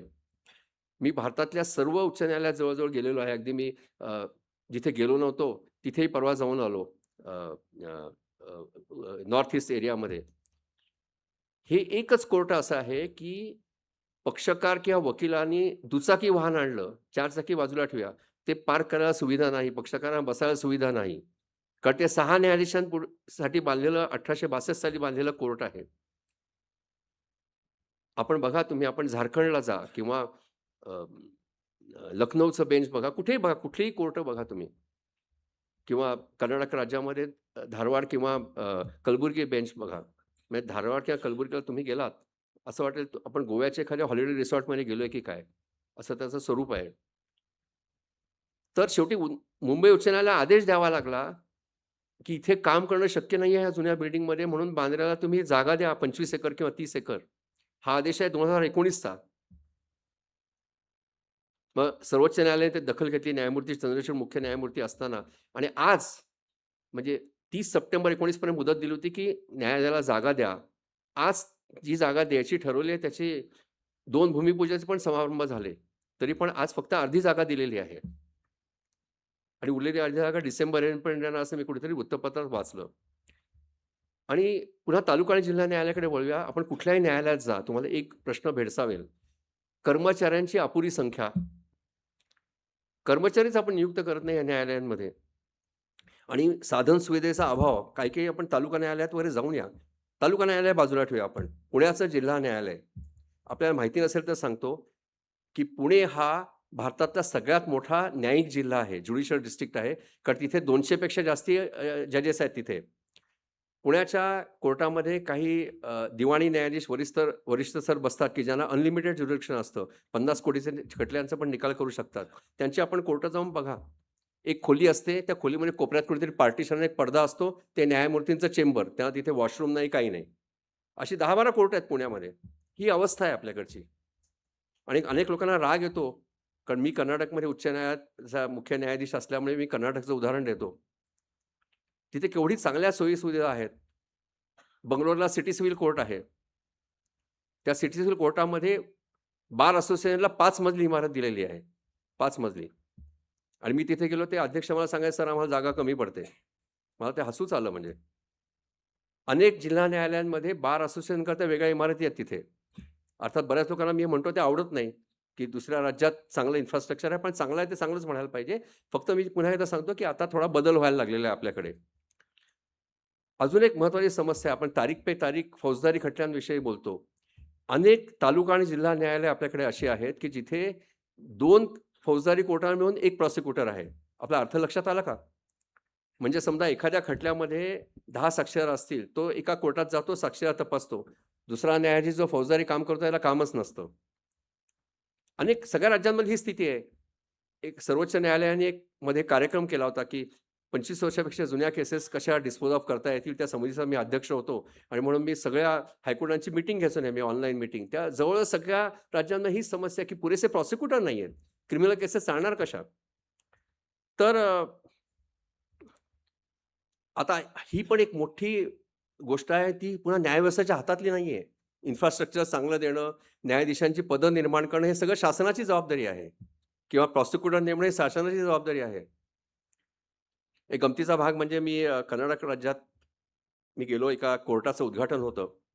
नवीन न्यायमंत्री झाले होते तिथे. मला कन्नड भाषा तेव्हा सुरुवातीला कळायची नाही. हळू प्रयत्न करून ती कळायला लागली. तेव्हा ते काही भाषण करत होते न्यायमंत्री. त्या भाषणात त्यांनी काय सांगावं, की उच्च न्यायालय, कर्नाटक उच्च न्यायालय ही प्रॉसिक्युटरची नेमणूक करत नसल्यामुळे क्रिमिनल कोर्टाचं काम चालत नाही. म्हणजे न्यायमंत्र्यांना प्रॉसिक्युटरची नेमणूक हे सरकार करत असतं हे पण माहिती नव्हतं. त्याचा फायदा एवढाच झाला, की दुसऱ्या दिवशी कोर्टात बसून मी सुओ मोटो पी-आय-एल इनिशिएट केलं आणि सगळ्या जागा भरा म्हणून डायरेक्शन देऊन टाकली. दुसरी एक काय असतं माहिती आहे का, आता हे का एवढे मोठे खटले तुंबतात? समाजाची बदलती रचना हे पण त्याला कारण आहे. आता त्याचं एकच उदाहरण देतो, की खटले कसे वाढतात. जे आपल्याकडे व्हायला नको ते झालेलं आहे. जी मोठी शहरं आहेत, त्या मोठ्या शहरांमध्ये वैवाहिक वाद आता प्रचंड प्रमाणावर व्हायला लागलेले आहेत. नवरा-बायकोची भांडणं. आणि त्यामुळे ह्या वादातून निर्माण होणारे जे खटले असतात, प्रचंड प्रमाणात दाखल व्हायला लागलेले आहेत. म्हणजे नवरा-बायकोमध्ये एक वाद झाला, की एक खटला होतो काहीतरी डायव्होर्सचा किंवा काय रेस्टोरेशन ऑफ कॉन्ज्युगल राईट्सचा. मग त्यातली पत्नी एक मेंटेनन्सचा खटला एक वेगळा दाखल करते. एक डोमेस्टिक व्हायलन्सचा खाली खटला दाखल होतो. दुर्दैवाने त्या नवरा-बायकोला मुलं असतील तर त्यांच्या कस्टडीकरता अजून एक खटला किंवा ते काय 498 वगैरे असतं त्याचा अजून एक फौजदारी खटला. त्यामुळे आता वैवाहिक विवाहविषयक वाद इतके वाढलेले आहेत. एक वाद झाला आणि तो कोर्टात गेला. कारण दुर्दैवाने काय आहे, आपला समाज तेवढा सुदृढ नाही आहे, की त्या समाजामध्येच अशी काहीतरी एक व्यवस्था आहे, की नवरा-बायकोंचे जर मतभेद झाले तर त्याच स्तरावर ते त्याच्यात काहीतरी सोल्युशन काढायचं, म्हणजे त्यांनी एकतर वेगळं व्हायचं किंवा मग त्यांनी एकत्र राहायला लागायचं. ती आपल्याकडे आपल्या समाजात ती सुविधा नाही आहे. त्यामुळे आता व्हायला असं लागलेलं आहे, की एक मॅट्रिमोनियल डिस्प्यूट झाला, 5 निरनिराळे खटले तयार होतात. आणि ते 5 खटले म्हणजे आपण विचार करा, त्याच्याविरुद्धची अपील रिव्हिजन अगदी सुप्रीम कोर्टापर्यंत. म्हणजे एका डिस्प्यूटमधून 25 खटले तयार होतात. आता हे कसं आहे, हे समाजाची व्यवस्था बदलत चालल्यामुळे न्यायालयामध्ये होणारे खटले. आता दुसरी गोष्ट म्हणजे गुन्ह्यांची वाढती संख्या. शेवटी गुन्हा झाला, की तो शेवटी ती केस चालायला न्यायालयातच येणार आहे. आणि तिथे दुसरा एक आपला महत्त्वाचा मुद्दा आपण नजरेआड करू शकणार नाही. ते म्हणजे साक्षीदारांना संरक्षण देणं फौजदारी खटल्यामध्ये त्याच्याबद्दलचे नियम आहेत, त्या काही पॉलिसी आहेत. पण रिअल टर्म्समध्ये बघायला गेलं, साक्षीदारांना जेवढं संरक्षण मिळायला पाहिजे तेवढं मिळत नाही आपल्याकडे. ही अतिशय दुर्दैवी परिस्थिती आहे. अजून एक तर आता हे जे सगळे विषय आहेत ना, आता ह्या गोष्टी आहेत त्या न्यायव्यवस्थेच्या कंट्रोलच्या बाहेरच्या आहेत. कारण मी जरी मुख्य न्यायाधीश होते एका राज्याचा, मी आदेश नाही देऊ शकत, की तुम्ही आता 100-500 नवीन न्यायाधीशांची पदं निर्माण करा. तो राज्य शासनाचा अधिकार असतो. आणि आपण बघा, की हे की न्यायाधीशांची संख्या 50 असायला पाहिजे 10 लाखाच्या लोकसंख्येकरता. आपल्या समाजातला विरोधाभास बघा. आपण खंडपीठाकरता खूप मोठं आंदोलन करतो, करायलाच पाहिजे. औरंगाबादकरता केलं ते योग्य होतं, कोल्हापूरकरता केलं ते पण योग्य होतं, करायलाच पाहिजे. पण कुठल्याही वकील संघटनेने न्यायाधीशांची संख्या वाढवा म्हणून आंदोलन करत नाहीत. कुठल्यातरी अतिशय छोट्या कारणाकरता न्यायालयांवर बहिष्कार घालण्यात येतो. जो क्रिमिनल कंटेम्प्ट आहे तरी पण तो घालण्यात येतो आपल्याकडे. पण कुठल्याही वकील संघटनेने, मी मुद्दाम बार कौन्सिल ऑफ इंडियाचं नाव घेणं टाळतोय ह्याच्यामध्ये. आपल्याला माहिती आहे कारण काय आहे ते. कोणीही मागणी केलेली नाहीये, की आम्ही आंदोलन करतो, की न्यायाधीशांची संख्या वाढवा. कोणी आंदोलन करत नाही. राजकीय वर्ग आहे तो तर करणारच नाही. पण वकील वर्ग नाही करत, कोणीच करत नाही. ही पण एक मोठी समस्या आहे, की न्यायालयांना न्यायाधीशांची संख्या वाढवा, इन्फ्रास्ट्रक्चर द्या, कर्मचारी वर्ग द्या. ह्याच्याकरता आंदोलन करायची गरज आहे. कदाचित खंडपीठांकरता आंदोलन होतं, त्याला राजकीय पाठबळ असतं. ते राजकीय पाठबळ अशा तऱ्हेच्या विषयांना मिळणार नाही म्हणून आंदोलनं होत नसतील. आता हे प्रत्येकाने ठरवायचं का होत नाहीत ते. मी फक्त आपल्याला नजरेला आणून देतोय. तर हे जे सगळे विषय आहेत ना, आणि पुढच्या विषयाकडे जायच्या आधी हेही सांगून टाकतो. आता उच्च न्यायालय आणि सर्वोच्च न्यायालयातले खटले का वाढतात? दोष आमचा पण आहे. ज्या वेगाने आम्ही खटल्यांना निकाल द्यायला पाहिजे देत नाही. तिथेही पुन्हा न्यायाधीशांची संख्या अपुरी वगैरे, वगैरे बरेच विषय आहेत. पण आपल्याकडे दुर्दैव असं आहे, की सर्वोच्च न्यायालय आणि उच्च न्यायालयामध्ये सगळ्यात मोठा पक्षकार कोण असतो? तर राज्य आणि केंद्र सरकार आणि त्यांच्या सगळ्या संस्था, म्हणजे म्युनिसिपल कॉर्पोरेशन, महामंडळ वगैरे. कारण ज्याला आपण म्हणतो ना, डिसिजन मेकिंगचा अभाव आहे. एखादा निर्णय विरुद्ध गेला, त्याच्याविरुद्ध अपील करायला नको, हा डिसिजन घेतला जात नाही. हे आपल्या व्यवस्थेतलं एक दुर्दैवी गोष्ट आहे. मी साधं उदाहरण देतो. कुठलाही पुरावा नाही म्हणून एखाद्या आरोपीची सुटका होते. पण कोणतरी त्याचा विचार करायला पाहिजे, ह्याच्याविरुद्ध अपील अगेन्स्ट ॲक्विटल करून काही होईल का?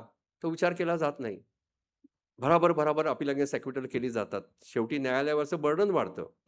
फक्त टॅक्सच्या बाबतीमध्ये मात्र सेंट्रल गव्हर्नमेंटने चांगले निर्णय घेतलेले आहेत, की डिस्प्युटेड अमाउंट एक पर्टिक्युलर असेल, त्याच्यापेक्षा कमी असेल, त्याच्याविरुद्ध अपील करायचं नाही वगैरे ते निर्णय आहेत. पण आणि दुर्दैवाने काय झालंय माहिती आहे का, की छोट्या-छोट्या कारणाकरता लोकांना न्यायालयात जावं लागतं. आपण बघा उच्च न्यायालयात कधीही जाऊन बघा. ज्यांना पेन्शन मिळायला पाहिजे त्यांना पेन्शन मिळत नाही. शिक्षक असतात. त्यांचं काय होतं 2-3 वेळा नोकऱ्या सोडतात. त्या सर्व्हिसमध्ये ब्रेक होतात. तर ते ब्रेक कंडोन करायची पॉवर आहे गव्हर्नमेंटला, केली जात नाही. कोर्टात गेल्याशिवाय केली जात नाही. मराठवाड्यात आपण जाऊन बघा. मी 2012 मध्ये तिथे खंडपीठात बसलो होतो. आपल्याला माहिती आहे की आपल्याकडे ग्रँटिनेड असलेल्या शाळा आहेत. त्या शाळांमध्ये शिक्षकाची नियुक्ती करायची असेल तर त्या शिक्षकाच्या नियुक्तीला जिल्हा परिषदेचे शिक्षणाधिकाऱ्यांची मंजुरी मिळाल्याशिवाय त्या शिक्षकाचा पगार चालू होत नाही.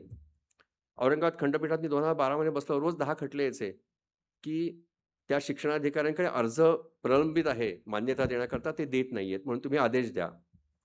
कित्येकदा असं होतं, की एखादा माणूस एखादी मिळकत विकत घेतो, त्याचं नाव त्या रेव्हेन्यू रेकॉर्डला लागत नाही, कायदा असला तरी सुद्धा, म्हणून त्याला कोर्टात यावं लागतं. तर उच्च न्यायालयाचा जर विचार केला आपण तर तो व्यवस्थेतला दोष असा आहे, की ज्या पद्धतीने प्रशासनाचा कारभार व्हायला पाहिजे तो होत नाही. त्याच्यामुळे अगदी छोट्या-छोट्या मुद्द्यांवरती लोकांना न्यायालयात रिट अर्ज करून धाव घ्यावी लागते. ही अतिशय दुर्दैवाची गोष्ट आहे. त्याचप्रमाणे जामिनाचा कायदा आहे, तो पण कायदा अगदी खरंच सरळ आहे. परंतु जिथे जामीन द्यायला पाहिजे तिथे सेशन्स कोर्टात किंवा हायकोर्टात जामीन मिळत नाही. सगळ्यांना सर्वोच्च न्यायालयापर्यंत जावं लागतं. आपण बघा सर्वोच्च न्यायालयातले सोमवार आणि शुक्रवारचे आपण खटले पाहिलेत. जवळ-जवळ 25% जे खटले असतात प्रत्येक बेंचचे फ्रेश मॅटर्स घेतात, ते सगळे हे जामिनाचे असतात. जामीन मिळाला नाही म्हणून असतात. तर त्याच्यामुळे सुद्धा ह्या पण गोष्टी आहेत, त्याच्यामुळे खटल्यांची संख्या वाढते. जे आमच्या हातात आहे ते आम्ही करत नाही.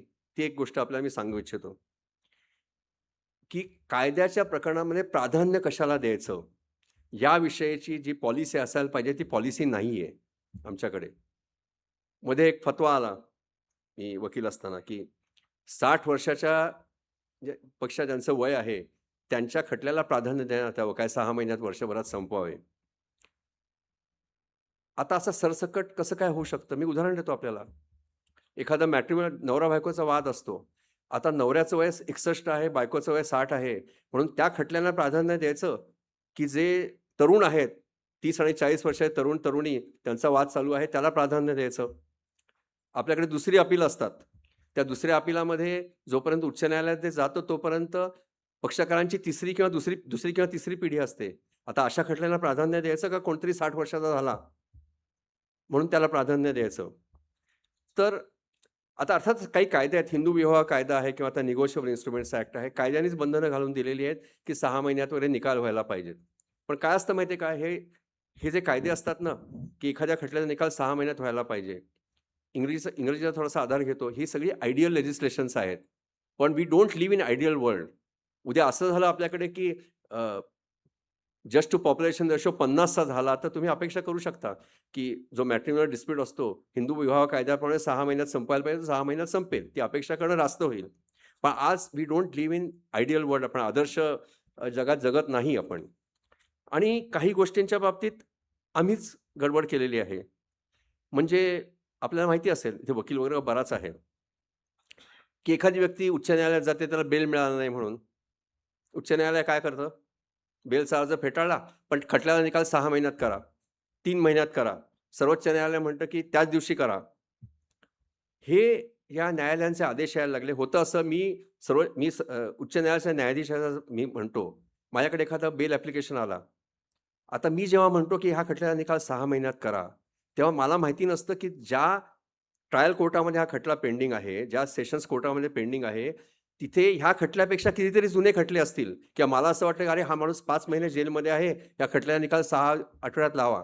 पण मला हे मी विचारच करत नाही, की ज्या कोर्टात हा खटला प्रलंबित आहे, त्या कोर्टामध्ये कोणतरी 10 वर्ष जेलमध्ये असलेल्या केसेस पण असतील. आणि त्यामुळे होतं काय माहिती आहे का, की शेवटी एक साधा मुद्दा आहे, जिथे कायद्याने बंधनं घातलेली आहेत, की निकाल 6 महिन्यात द्यायला पाहिजे, ते द्यायला पाहिजे. पण आज सर्वोच्च न्यायालयात आणि उच्च न्यायालयात बसून आम्ही रोजच्या रोज हे आदेश देत असतो. त्याचा परिणाम असा होतो, मी आपल्याला फिगर्स देऊ इच्छितो. मी बऱ्याच वेळा डिस्ट्रिक्ट कोर्टामध्ये सिव्हिल खटल्यांमध्ये, सिव्हिल अपिलामध्ये जे हारतात लोकं, त्यातले फक्त 70% लोकं उच्च न्यायालयात जातात. परवडत नाही. सर्वोच्च न्यायालयात जाण्याची संख्या आणखीनच कमी आहे. म्हणजे ज्यांना मोठमोठे वकील करता येतात, जे वरच्या कोर्टात जायचं, वरच्या कोर्टातनं आदेश घ्यायचा, या खटल्याचा निकाल 6 महिन्यात करा, 3 महिन्यात करा, डे टू डे हिअरिंग घ्या. आणि हे व्हायला नको, ह्याचं कारण असं आहे, की घटना खंडपीठात 5 जणांच्या घटनापीठाचा सुप्रीम कोर्टाचा निकाल असा आहे, स्पष्ट निकाल आहे, की सर्वोच्च न्यायालय असलं, उच्च न्यायालय असलं, त्यांनी अशा तऱ्हेचे आदेश देऊ नये, त्यांना द्यायचा तो अधिकार नाहीये. कारण सर्वोच्च न्यायालयात किंवा उच्च न्यायालयात जे बसतात त्यांना माहिती नसते त्या कोर्टातली परिस्थिती काय आहे. त्या निकालपत्रात असं म्हटलेलं आहे, की अतिशय अपवादात्मक परिस्थिती असेल तरच असे आदेश द्यावे. आज आपण बघा, कुठल्याही उच्च न्यायालयात जा, रोज तुम्हाला 10-15 असे आदेश होताना दिसतील. आता हे आदेश होत आहेत, त्याच्यामुळे होतं असं, की जे वरच्या न्यायालयात जाऊ शकतात त्यांच्या खटल्यांना प्राधान्य मिळतं. जे लांब रांगेमध्ये उभे असतात ते उभेच राहतात. आता सगळे उत्सवांचे विषय आले, आपल्याला माहिती आहे. काही ठिकाणी पैसे दिले की तुमची रांग असते ती छोटी असते, बाकीचे लोक 6 तास उभे राहतात देवदर्शनाकरता. तसं थोडंसं व्हायला लागलेलं आहे ते, की वरच्या कोर्टाचा आदेश आला म्हणून काही जणांच्या खटल्यांना प्राधान्य मिळतं. आता हे सर्वोच्च न्यायालयाचा 5 जणांच्या खंडपीठाचा निकाल आहे, त्याचंही पालन होत नाही. आणि हे एक फार महत्त्वाचं वैगुण्य आपल्या न्यायव्यवस्थेत आहे, की कुठल्या खटल्याला प्राधान्य द्यायचं, हे त्याच्या काय असतं, शेवटी संस्थात्मक अशी पॉलिसी पाहिजे, त्याच्याकरता धोरण पाहिजे. तसं न होता आम्ही वैयक्तिक प्रत्येकजण ठरवतो कुठल्या खटल्याला प्राधान्य द्यायचं. आणि दुसरी गोष्ट म्हणजे उच्च न्यायालयाच्या बाबतीत एक सांगायचं झालं तर एक मोठा प्रश्न आपल्याला भेडसावतो. म्हणजे माझं असं ठाम मत आहे, ज्यांनी माझ्यापुढे वकील केले त्यांना माहिती असेल, की माझं न्यायालय होतं तिथे नवीन खटला जो दाखल व्हायचा तो कोर्टाच्या आदेशाशिवाय 5व्या किंवा 7व्या दिवशी ॲडमिशनला यायचा. माझ्या कोर्टापुरतं होतं, माझ्या कोर्टात कोणी त्यामुळे मेन्शन करायला पण यायचं नाही. आज परिस्थिती अशी आहे, की ते खटल्यांना तारीख लावून घेणं ही मोठी समस्या वकील वर्गापुढे आणि पक्षकारांच्या वर्गापुढे आहे. हे का होतं? 2 कारणामुळे होतं. माझा असा ठाम आग्रह आहे, की नवीन जो खटला दाखल होतो त्याला तो खटला 5व्या किंवा 7व्या दिवशी हायकोर्टामध्ये आलाच पाहिजे. कारण मी हे स्वतः केलेलं आहे. कर्नाटक उच्च न्यायालयामध्ये मी मुख्य न्यायाधीश असताना जेव्हा कोविड चालू होता, तेव्हा 1 सप्टेंबर 20 पासून असा आदेश दिला, सगळ्यांच्या संमतीने, सर्व न्यायालयाच्या संमतीने, की प्रत्येक बेल ॲप्लिकेशन 5व्या दिवशी बोर्डावरती येईल. वकिलाला हवा आहे, नको काही नाही, येईलच. आणि बाकीचे खटले सगळे 7व्या दिवशी येतील, नवीन खटले. आणि एक जरी खटला लागला नाही तरी आम्ही कर्मचाऱ्यांविरुद्ध ॲक्शन घ्यायचो. त्याचा फायदा असा झाला, की कोविडच्या काळामध्ये म्हणजे 1 सप्टेंबर 20 ते 30 एप्रिल 20 आणि पुन्हा 30 सप्टेंबर 21 आणि पुन्हा जून 21 ते ऑगस्ट 21 या काळामध्ये जेवढे खटले दाखल झाले त्याच्यापेक्षा जास्ती खटल्यांचा निकाल न्यायाधीशाने लावला, कारण ह्या शिस्तीने काम केलं. आणि दुसरं एक आपल्याकडे होतं उच्च न्यायालयामध्ये, नागपूर खंडपीठात न्यायमूर्ती लोढाने काम केलं होतं. त्यांच्याकडनं बऱ्याच गोष्टी मी शिकलो, शिकण्यासारखंच होतं. काही वकिलांनी, ज्येष्ठ वकिलांनी काम केलं असेल त्यांच्यापुढे इथे. त्यांनी एकदा बोलता बोलता मला सांगितलं होतं, की कॉज जी असते ना, cause list is of the court, it is not of a जज. म्हणून आपल्याकडे होतं असं, की एखादा न्यायाधीश एखादं पर्टिक्युलर काम करत असतो, काय सेकंड अपील असेल, फर्स्ट अपील असेल, त्याची कॉज लिस्ट असते 100 खटल्यांची, 110 खटल्यांची. पण तो न्यायाधीश काय सांगतो, नाही फक्त 50च लावा. हे स्वातंत्र्य कायद्याप्रमाणे न्यायाधीशांना नाही. ज्या केसला तारीख दिली ते त्या तारखेला लागलाच पाहिजे. न्यायाधीशांनी 5 खटले घ्यावे किंवा 10 खटले घ्यावे. आता ही शिस्त आपल्या हायकोर्टामध्ये यायला पाहिजे. आणि मी का बोलतोय, कारण मी स्वतःच्या बाबतीत ही शिस्त पाळलेली आहे. 15 वर्ष मुंबई उच्च न्यायालयात काम केलं म्हणून मी बोलतोय. जे स्वतः केलं नाही ते करा असं मी सांगत नाहीये कोणालाही. आणि अजून एक गोष्ट म्हणजे, तर हे काही दोष जे आहेत ते आमच्यातले आहेत. आता अर्थात जेव्हा आपण न्यायालयांबद्दल बोलतो सगळ्यांची अपेक्षा असेल. मी सुरुवातीलाच आपल्याला सांगणार होतो, की बऱ्याच लोकांची अपेक्षा असेल काहीतरी मी स्फोटक काहीतरी बोलीन म्हणून, फटाके वगैरे फुटतील असं अपेक्षा असेल. म्हणजे मला वाटतं बोलतोय ते पण पुरेसं स्फोटक आहे, नाही असं नाहीये. पण मी आपल्याला सांगू इच्छितो, की सर्वोच्च न्यायालयात असताना मी निकाल दिलेला आहे. त्या निकालाप्रमाणे दिल्ली NCR एरियामध्ये कोणीही फटाके विकायचे नाही आणि वाजवायचे नाही असा मी आदेश दिलेला आहे. त्यामुळे माझ्याकडनं ती अपेक्षा करू नका. तो निकाल नंतर बदलला हा भाग वेगळा आहे. तर एक आता गोष्ट मी आपल्याला सांगू इच्छितो ते म्हणजे कॉलेजियम. आता कॉलेजियम का आलं याची पार्श्वभूमी मगाशी बोलताना मी आपल्याला दिलेली आहे, की शासनाचा ज्या प्रकारे इंटरफेरन्स चालला होता, चांगल्या न्यायाधीशांची ज्येष्ठता डावलून इतरांना सरन्यायाधीश करण्यात आलं वगैरे, म्हणून ही कॉलेजियमची पद्धत आली. इथे मी थोडंसं कॉलेजियम पद्धतीबद्दल सकारात्मक दृष्टीने बोलणार आहे. आणि ते बोलायच्या आधी एकच सांगतो, की असं एक सांगितलं जातं, की ही कॉलेजियम सिस्टीम कशी आहे, न्यायाधीश स्वतःच न्यायाधीश अपॉइंट करतात असं सांगितलं जातं. त्याला व्यवस्थित उत्तर हे सुप्रीम कोर्टाच्या वेबसाईटवर आपल्याला सापडेल. एप्रिल 25 मध्ये कॉलेजियम कसं काम करतं ह्याचं पूर्णपणे विवरण त्या वेबसाईटवर आहे.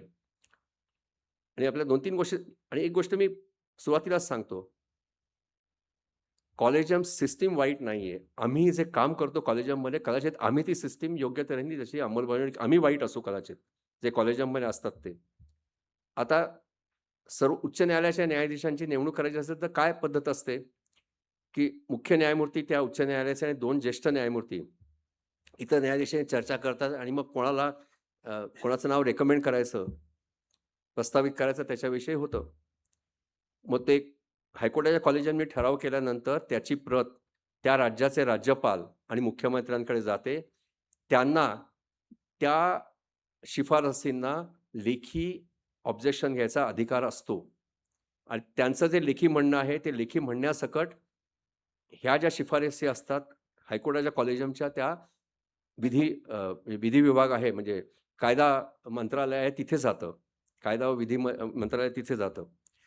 त्यानंतर इंटेलिजन्स ब्युरोमार्फत ह्या सर्व ज्यांच्या नावाच्या शिफारसी केल्या त्यांची चौकशी होते. इंटेलिजन्स ब्युरो कोणाखाली काम करतं आपल्याला माहिती आहे, होम मिनिस्टरच्या हाताखाली काम करतं. म्हणजे गव्हर्नमेंटला त्यात से नाही असं म्हणताच येत नाही.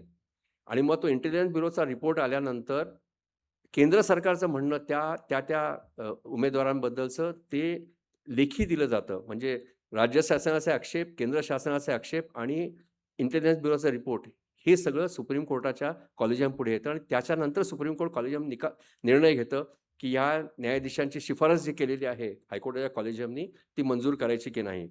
त्यामुळे प्रत्येक स्टेजला त्याच्यामध्ये राज्य शासन आणि केंद्र शासनाचं म्हणणं ऐकलं जातं.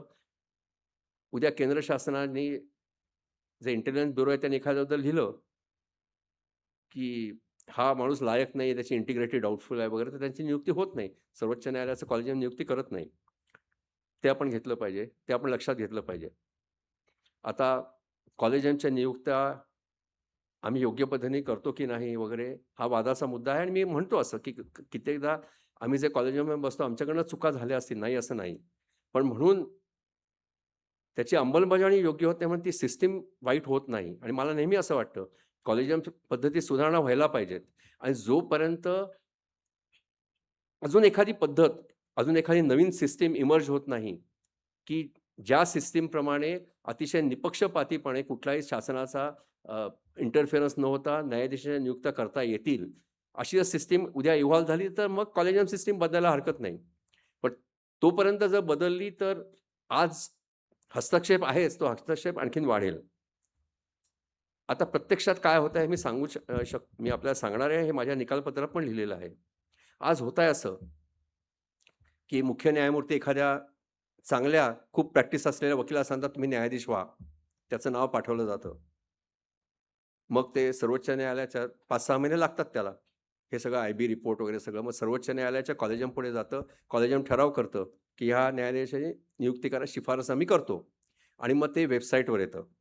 आता वेबसाईटवर आल्याचा परिणाम काय होतो? की तो जो वकिली करत असतो, त्याच्याकडे येणारे पक्षकार बंद होतात. कारण ते पाहतात ना, की हा माणूस आता हायकोर्ट जज होणार आहे, उच्च न्यायालयाचा न्यायाधीश होणार आहे, त्याच्याकडे कशाला काम द्यायचं? आजची परिस्थिती अशी आहे, की एकदा सर्वोच्च न्यायालयाच्या कॉलेजियमनी हे शासनाकडे पाठवलं. 9 महिने, 10 महिने, 1 वर्ष, 1.5 वर्ष शासन त्याच्यावर निकालच करत नाही. त्याच्यावरती निर्णयच घेत नाही. आणि त्याचा परिणाम असा होतो, की जे खूप वकिली करत असलेले, खूप प्रॅक्टिस असलेले वकील संमती देतात, ते 9-10 वर्ष त्यांना अतिशय वाईट पद्धतीने काढायला लागतात. कारण आपण विचार करा 48-50 वर्षाच्या वयोगटाचा तो माणूस असतो. त्याचं उत्पन्नच बंद झालं 9-10 महिन्याकरता आणि नुसतं उत्पन्न बंद होतं असं नाही. खात्री नाही ना काय करेल केंद्र सरकार. अतिशय वाईट परिस्थिती निर्माण झालेली आहे.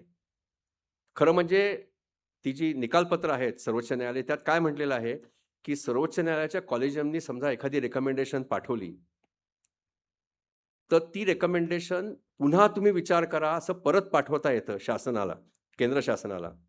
आणि मग पुन्हा त्याचा उहापोह कॉलेजियमनी करायचा आणि पुन्हा त्यांनी म्हटलं नाही याची नियुक्ती करायची आपल्याला. तर मग मात्र केंद्र शासनाला ती नियुक्ती करावीच लागते. मग प्रत्यक्षात तसं होत नाही. कर्नाटक राज्यात मी असताना एक 45 वर्षाचा अतिशय तरुण वकील, त्याचं प्रचंड उत्पन्न होतं आणि तो एक वकील असा होता, की कुठल्याही तुम्ही वकिलाला विचारलं असतं, की सर्वात लायक माणूस कोण आहे न्यायाधीश व्हायला, तर त्याचंच नाव आलं असतं. त्याला माझ्या घरी बोलावलं. मी त्याला सांगितलं, की तुला हे आता स्वीकारावं लागेल. तुझं उत्पन्न कितीही असून दे. तो म्हणाला, "नाही, काहीच हरकत नाही. तुम्ही सांगताय म्हणून." त्यांनी संमती दिली. 6-8 महिने शासनाने ते प्रलंबित ठेवलं. त्यानंतर ते परत पाठवलं कॉलेजियमकडे. कॉलेजियमने पुन्हा ठराव केला, "नाही, ह्याला करा" म्हणून. 1 वर्ष झालं, सव्वा वर्ष झालं, त्याची नेमणूक आली नाही.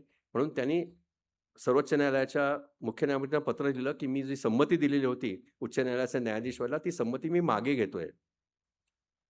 आणि तोच वकील आता सर्वोच्च न्यायालयात वकिली करायला लागला. कर्नाटकमधून तिकडे गेला. प्रचंड त्याची प्रॅक्टिस आहे. जेव्हा माझ्यासमोर रोज यायचा तो, मला अगदी वाईट वाटायचं, की हा माणूस खरं न्यायाधीशाच्या खुर्चीवर बसायचा, तो आता वकिली करतोय. ठीक आहे, त्याचं भलं झालं त्याच्यामध्ये. तर ही आपल्यापुढची सगळ्यात गंभीर समस्या आहे. त्याच्यामुळे होतंय असं, की अनेक वकिलांना जेव्हा मुख्य न्यायाधीश विचारतात, की तुम्ही न्यायाधीश व्हाल का? तो म्हणतो, ही सगळी अनसर्टनिटी आहे. मी ह्याला तोंड देऊ इच्छित नाही. माझी प्रॅक्टिस चांगली चालली आहे, मी कंटिन्यू करीन. त्यामुळे अनेक चांगले वकील नाही म्हणतात हल्ली. कारण हे केंद्र शासनाचं फेल्युअर आहे याच्यामध्ये. एक मी आपल्याला सांगू इच्छितो, की काही चांगले वकील नाही म्हणतात, पण म्हणून सगळे न्यायाधीश झाले ते वाईट आहे असं म्हणायचं नाहीये. काही चांगले न्यायाधीश त्यातूनही तयार होतात, ह्या प्रोसेसमधून जायला. स्वतःवर अत्याचार करून घ्यायला तयार होतात. आणि ते झालेले आहेत चांगले न्यायाधीश. आणि मग कधीतरी अपवादात्मक असं होतं, आपल्या मुंबई उच्च न्यायालयाचं झालं, की हायकोर्टाच्या कॉलेजियमनी ज्या दिवशी शिफारस केली, तो दिवस त्या दिवसापासून ते वॉरंट इश्यू करेन 3.5 महिन्यात 14 लोकांची नियुक्ती झाली. हा अपवाद आहे लक्षात ठेवा. मी त्यावेळेला असं म्हटलं होतं एका मीडियाला इंटरव्ह्यू देताना, की हा जर नियम झाला तर मला आनंद होईल. पण असे अपवाद जर आपण करायला लागलो, तर ते योग्य नाही आहे. कारण बाकीचे अजून 6 महिने, 1 वर्ष प्रपोजल पेंडिंग आहेत अजून. तर ही एक फार महत्त्वाची गोष्ट आहे, की ज्याच्यामध्ये सुधारणा व्हायला पाहिजे. ती सुधारणा थोडीशी आमच्या हातात आहे, की आम्ही कॉलेजमध्ये बसताना आम्ही खूप प्रगल्भपणे काम केलं पाहिजे. पण पुढच्या ज्या गोष्टी आहेत त्या आमच्या हातात नाही आहेत. न्यायसंस्थेच्या हातात नाही आहेत. आणि त्याच्याबद्दल कोणी ब्रही काढत नाही दुर्दैवाने. तो एक भाग झाला. दुसरा भाग म्हणजे ज्याच्याबद्दल बोललो नाही तर बऱ्याच लोकांना वाईट वाटेल. न्यायालयाच्या सुट्ट्या.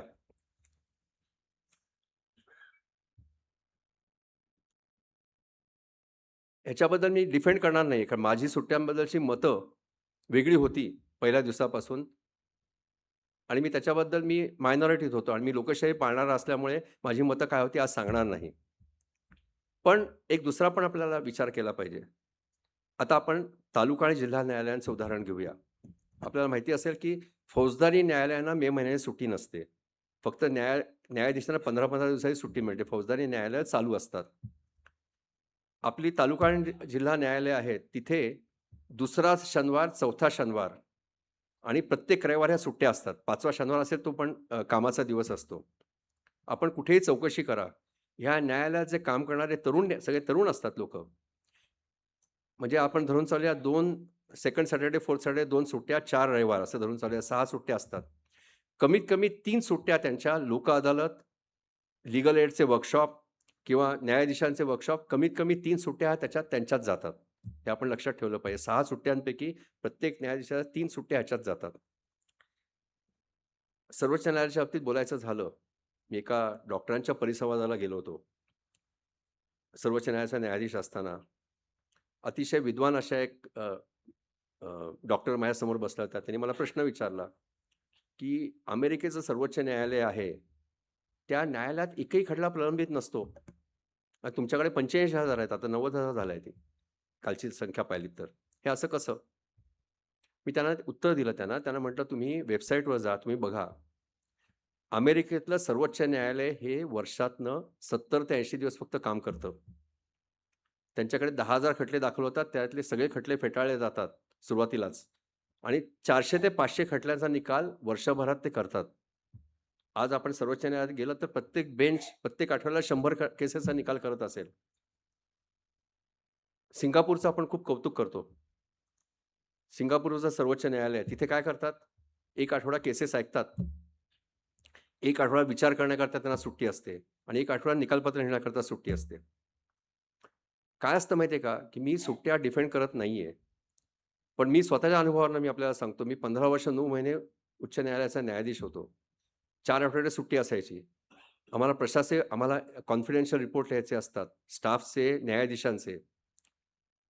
अनेक प्रशासकीय कामं असतात. त्यामुळे 4 आठवडे सुट्टी मिळायची. त्यातल्या खऱ्या अर्थाने 1 आठवड्यापेक्षा मला कधीही सुट्टी मिळाली नाही. कारण चेंबरमध्ये बसून ही कामं करायला लागायची. मोठमोठे आपल्याला माहिती आहे आता आपले वकील वर्ग इथे आहेत. हजार पानांची रिटर्न आर्ग्युमेंट दिली जातात. मोठमोठी कंपायलेशन्स असतात. आता हे सगळे निकाल आपल्याला हे सुट्टीत बसून करावे लागतात. रोज कोर्टात 11 ते 7 बसायचं. मुंबईमध्ये 7 वाजेपर्यंत बसायला लागायचं. ते निकाल करता येत नाहीत. आपण एक गोष्ट बघा, पुढच्या वर्षी बघा, आता नाही.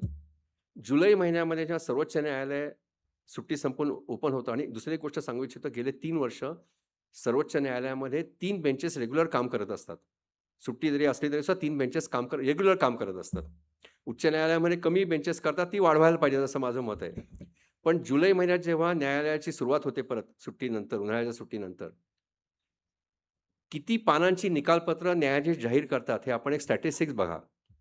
ते स्टॅटिस्टिक्स आपण पाहिलं तर लक्षात येईल की अनेक न्यायाधीश सुट्टीमध्ये प्रचंड काम करत असतात. SCC ऑब्झर्व्हर म्हणून एक संस्था आहे, ते त्याच्याबद्दल बरंच लिहितात की पहिल्या आठवड्यात किती निकाल जाहीर झाले. आणि शेवटी कसं आहे माहिती आहे का, की न्यायाधीशांचं काम असं असतं, ते ठोकळेबाज काम नसतं. रोज नवे नवे खटले येतात, विचार करावा लागतो, नवीन नवीन कायदे असतात.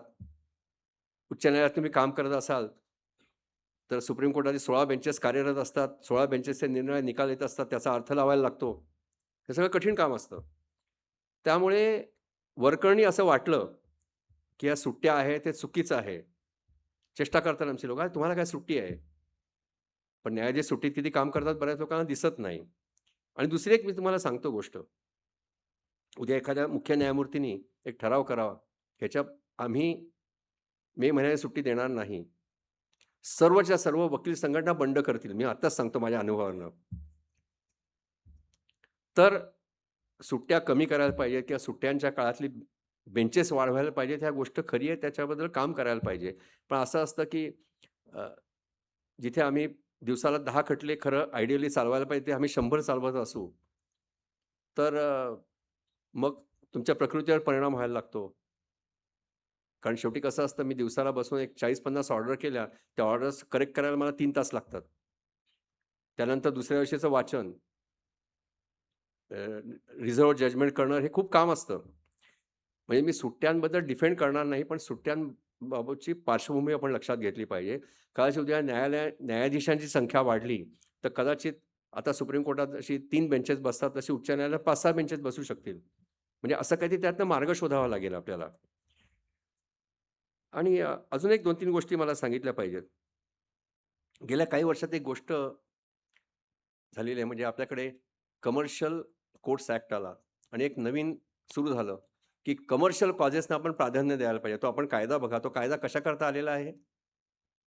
की आम्ही कमर्शियल कॉजेसचा निकाल किती प्रभावीपणे करतो, हे दाखवून वर्ल्ड बँकेमध्ये भारताचं रँकिंग वाढावं म्हणून. आता रँकिंगचा आणि न्यायालयाचा काय संबंध आहे?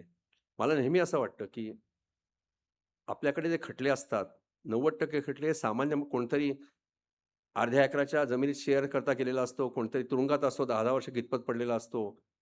गरीब लोकांचे खटले असतात, कोणाला पेन्शन मिळालं नसतं, कोणाला नोकरीत परमनंट केलेलं नसतं, असे खटले असतात. आपण जर विचार केला तर आपल्या देशात जे सो कॉल्ड कमर्शियल खटले आहेत, ते 5% पण नसतील. आर्बिट्रेशन, हल्ली मोठमोठे परिसंवाद होतात. आणि आपण काय म्हणतो, की बघा हे परदेशी आपल्याला इन्व्हेस्टमेंट पाहिजे असेल, तर आपलं आर्बिट्रेशन खूप चांगलं चाललं पाहिजे. न्यायव्यवस्थेचा आणि परदेशी इन्व्हेस्टमेंटचा काही संबंध नाही आहे. न्यायव्यवस्थेचं काम आहे आपलं कायद्याप्रमाणे निकाल देणं. तर हे जे काही प्रस्त झालेलं आहे आता, की ह्या कमर्शियल केसेसना प्राधान्य दिलं पाहिजे. मला प्रामाणिकपणे असं वाटतं, की भारतासारख्या देशामध्ये हे कमर्शियल लिटिगेशन फक्त 5% आहे आणि सामान्य माणसाचं लिटिगेशन हे 90-95% आहे. त्याला प्राधान्य न देता आपण आता कायद्याप्रमाणे ह्या कमर्शियल केसेसना प्राधान्य द्यायला लागलेलो आहे. याचा आपल्याला गांभीर्याने विचार करावा लागेल. कारण शेवटी कसं आहे, भारतात लोकशाही आहे. भारतातली कितीतरी लोकसंख्या अजून बिलो पॉवर्टी लाईन आहे. ह्या सगळ्याचा आपण विचार केला पाहिजे आणि मला असं वाटतं, की ह्या कमर्शियल केसेसना किंवा आर्बिट्रेशनना आपण प्राधान्य देणं, हे कितपत योग्य आहे ह्याच्याबद्दल विचार केला पाहिजे. दुसरंही आता झालेलं आहे हल्ली, की पूर्वी वकील एखादा दावा दाखल करायचे, ते 4-5 पानांमध्ये लिहायचे. आता 15 पानांचा, 20 पानांचा दावा होतो. जिथे सर्वोच्च न्यायालयाचे निकाल दाखवतात वकील आर्ग्यू करताना. पूर्वी काय व्हायचं, मी वकिलाला सुरुवात केली, ती मेहनत असायची. निकालपत्र शोधणं म्हणजे कॉमेंट्री वाचायच्या, ते लॉ रिपोर्ट, खांदे दुखायला लागायचे शेवटी. आणि त्यावेळेला काय होतं, हे झेरॉक्स वगैरे पण त्या पुस्तकांच्या काढता यायच्या नाहीत. त्यामुळे अगदी योग्य जे निर्णय निकालपत्र असतील 3-4 सर्वोच्च न्यायालय, ती पुस्तकं हातात घेऊन आम्ही जायचो. आता काय झालं, एक बटणं दाबलं, एक आता उदाहरण देतो आपल्याला, की सर्कमस्टन्शियल एव्हिडन्स. कायदा त्या सारडाच्या केसमध्ये कायदा तो अनेक वर्ष आपण फॉलो करतो. पण आता वकील वर्ग आर्ग्यू करताना काय करतो? सर्कमस्टन्शियल एव्हिडन्सवरती सारडाचं निकालपत्र देतो. त्यानंतर 15 निकालपत्र सुप्रीम कोर्टाने तेच लिहिलेली देतो आणि इतर 10-15 उच्च न्यायालयांची निकालपत्र आपण देतो. कारण सोपं झालंय ते. बटणं दाबायची, निकालपत्र मिळतात. त्यामुळे अशी एवढी मोठी लंबी-चौडी कंपायलेशन आपण आता दाखल करतो कोर्टामध्ये. थोडंसं वकील वर्गाने याच्याबद्दल विचार करायची वेळ आलेली आहे. आर्बिट्रेशनबद्दल मी माझ्या निकालपत्रात लिहिलंय, 2 निकालपत्रामध्ये. मी असं म्हटलेलं आहे, की arbitration in India has become synonymous with bulky pleadings, bulky arguments and bulky awards. निकालपत्रात लिहिलंय, मी काही पुन्हा सांगत नाहीये. तर ह्याबद्दलही आपल्याला विचार करायला पाहिजे, की भारतासारख्या देशाच्या परिस्थितीत आपण या सगळ्याला प्राधान्य द्यायचं का? अ, दुसरी गोष्ट म्हणजे थोडंसं मीडिया ट्रायलबद्दल मी बोलणार आहे आपल्याशी. लाईव्ह स्ट्रीमिंगचा मुद्दा आहे. माझं स्वतःचं मत असं आहे, की लाईव्ह स्ट्रीमिंग व्हायला पाहिजे. आणि ते लाईव्ह स्ट्रीमिंग जेव्हा आपण लाईव्ह स्ट्रीमिंग करतो, ते जे स्टोअर करावं लागतं, तो कंटेंट असतो, स्टोअर हे कुठल्यातरी प्लॅटफॉर्मवर प्रत्येक न्यायालयाने केला पाहिजे. म्हणजे काय होतं हल्ली, लाईव्ह स्ट्रीमिंगमधला एखादाच संदर्भ सोडून असं एक क्लिप तयार केली जाते, ती सोशल मीडियावरती व्हायरल होते. म्हणजे साधी गोष्ट आहे ना, मी 10 वाक्य बोललो, त्या 10 वाक्यातलं तुम्ही एकच वाक्य उचललं, तेच वाक्य मी बोललो असं सांगितलं, तर कित्येकदा त्यातून गंभीर समस्या निर्माण होतात. कारण मी आधी काय बोललो आणि नंतर काय बोलले सांगत नाही कोणी. तसंच त्या व्हिडिओ क्लिपचं होत आहे. तरी पण पारदर्शकता येण्याकरता लाईव्ह स्ट्रीमिंग हे पाहिजे. फक्त त्याच्यामध्ये त्या लाईव्ह स्ट्रीमिंगचा कोणी गैरवापर करणार नाही ना, हे पाहिलं पाहिजे. दुसरी गोष्ट म्हणजे मीडिया ट्रायल थोडंसं वेगळ्या संदर्भात मी बोलणार आहे. आता मीडिया कसं आहे, की मीडियाला पण टी-आर-पी सांभाळावं लागतं. आता मीडिया स्वतःहून बातम्या देत नाही. आता एक नवीन ट्रेंड झालेला आहे आपल्याकडे. मला फार तो वाईट दिसतो ट्रेंड. एखादा गुन्हा घडतो आणि पोलीस अधिकारी पत्रकारांना जाऊन भेटतात. पूर्वी खरं कायदा असा आहे, की इन्व्हेस्टिगेशन, पोलीस तपास जो असतो ना, हा कॉन्फिडेन्शियल ठेवायचा असतो. कारण पोलीस तपासात पोलीस काय करताय उघड झालं तर अनेक साक्षीदारांना कळतं ते आणि ते पुरावा नष्ट करायच्या मागे लागतात. आता उलटं होतं. पोलीस अधिकारी मोठमोठे खटले असतात. गुन्हे घडतात ते पत्रकारांसमोर ते पत्रकार उभे असतात ते काय माईक घेऊन. सांगतात. परवा पुण्याची ती लोहगडची केस पोलीस अधिकारी म्हणून सांगतो, गुन्हेगारांनी आमच्यासमोर गुन्हा कबूल केलेला आहे. अरे कायदा काय सांगतो, की पोलीस ऑफिसर पुढे केलेलं कन्फेशन हे कायद्यानुसार ग्राह्य नाही. आणि एखादा पोलीस अधिकारी म्हणायला लागला, की गुन्हेगारांनी आरोप त्याच्यापुढे कबूल केला, आम्ही संशयाने बघतो त्याच्याकडे. कारण कस्टडीत काय होतं आपल्याला सगळ्यांना माहिती आहे. आता ह्याच्यामुळे काय होतं माहिती आहे का, हे मीडियाला सांगितलं, मीडिया छापतो. मग एक तो पोलीस अधिकारी सांगतो, बघा आम्हाला प्रत्यक्षदर्शी साक्षीदार मिळालेले आहेत, आय विटनेसेस मिळालेले आहेत. अरे तुम्ही मीडियात जाऊन कशाला सांगता? चार्जशीट येईल तेव्हा कळेलच ना सगळ्यांना. आता ह्याचा परिणाम लोकांवरती व्हायला लागतो. मग कित्येकदा असं होतं किंवा 5 वर्षानंतर केसचा निकाल लागला, लोकं म्हणतात, "अरे, या माणसाने तर गुन्हा कबूल केला होता, त्याला सोडलं कसं न्यायालयाने? हे चाललंय काय न्यायालयामध्ये?" आणि समाजातले इतर घटकही ते जबाबदार आहेत. आता आपल्या दुर्दैवाने 80 वर्ष झाली स्वातंत्र्याला तरी सुद्धा अजून महिलांवरती फार वाईट अत्याचार घडतात, अनेक गंभीर गुन्हे घडतात.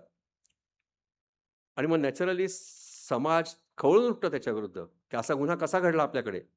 मग कुठलेतरी एक मंत्री उभे राहतात, ते म्हणतात, "बघा आम्ही आरोपी पकडलेले आहेत. त्यांना फाशीची शिक्षा होईल अशी मी ग्वाही देतो," जाहीर करतात. अरे शिक्षा काय द्यायची हा अधिकार न्यायालयाचा आहे, तुम्ही कोण सांगणार आहे? पण ह्याचा जनमानसावर परिणाम होतो.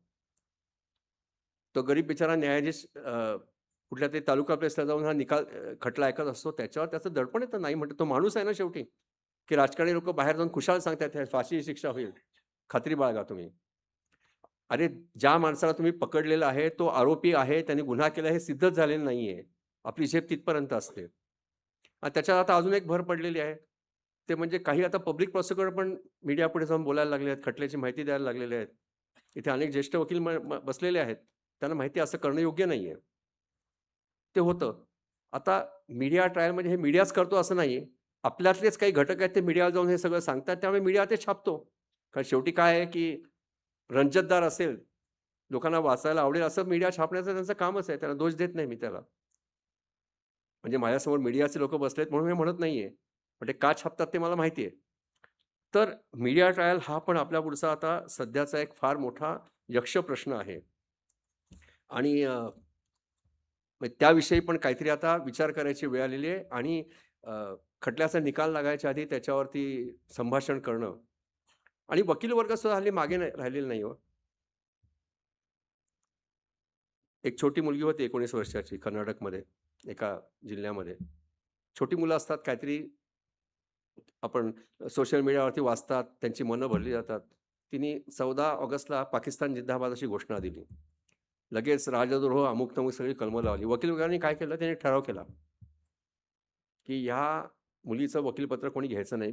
पूर्ण बेकायदेशीर. म्हणून मग मी सुमोटो मोठं कंटेम्प्ट काढला आणि बंगलोरमधल्या वकिलांना पोलीस प्रोटेक्शनमध्ये बेल ॲप्लिकेशन करायला पाठवलं.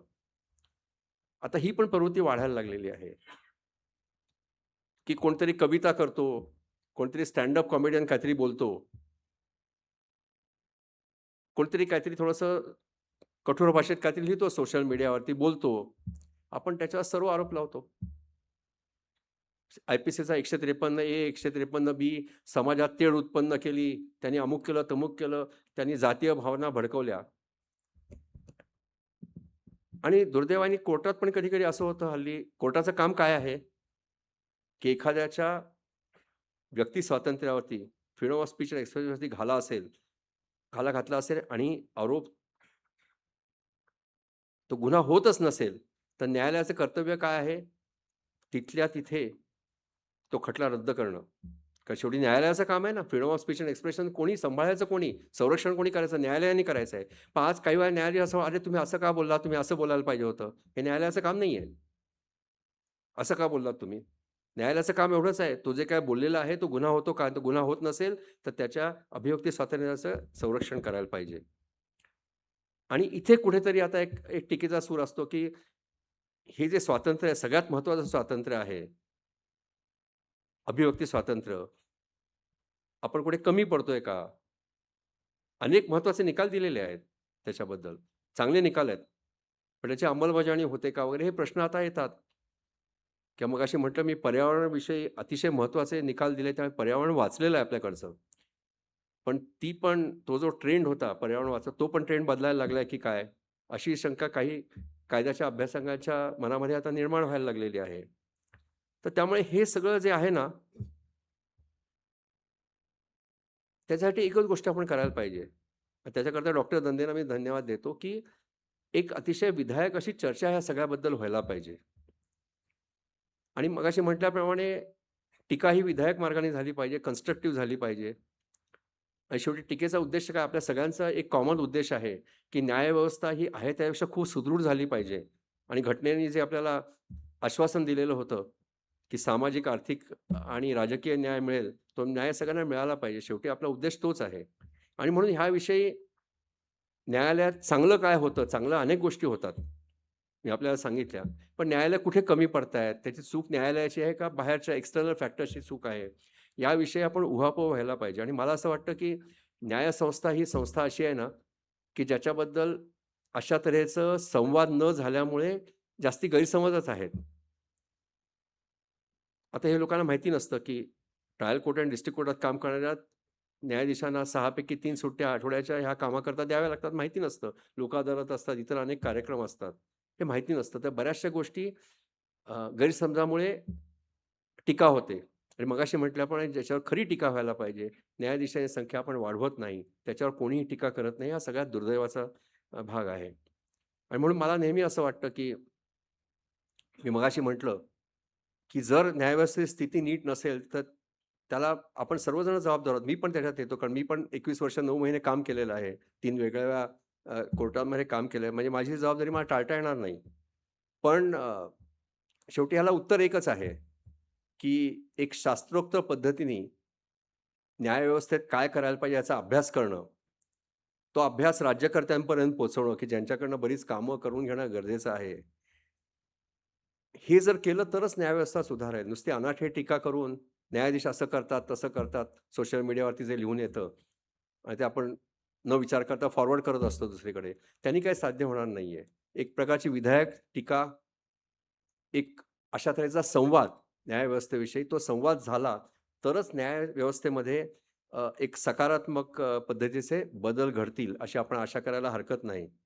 आणि म्हणून मला असं वाटतं, की नागपूरपासून सुरुवात झालेली आहे आणि मला वाटतं हे अनेक ठिकाणी झालं पाहिजे. आपण जेव्हा वकील वर्गाचे वगैरे हे कार्यक्रम होतात, त्यावेळेला आपण फक्त हे आर्बिट्रेशन वगैरे अशा विषयावर चर्चा करतो. कुठल्यातरी फॅन्सीफुल विषयावर चर्चा करतो. ज्याच्यावर चर्चा करायला पाहिजे, त्याच्यावर आपण चर्चा करत नाही. तर मला असं वाटतं खूप वेळ झालेला आहे. मला एवढंच सांगायचं होतं.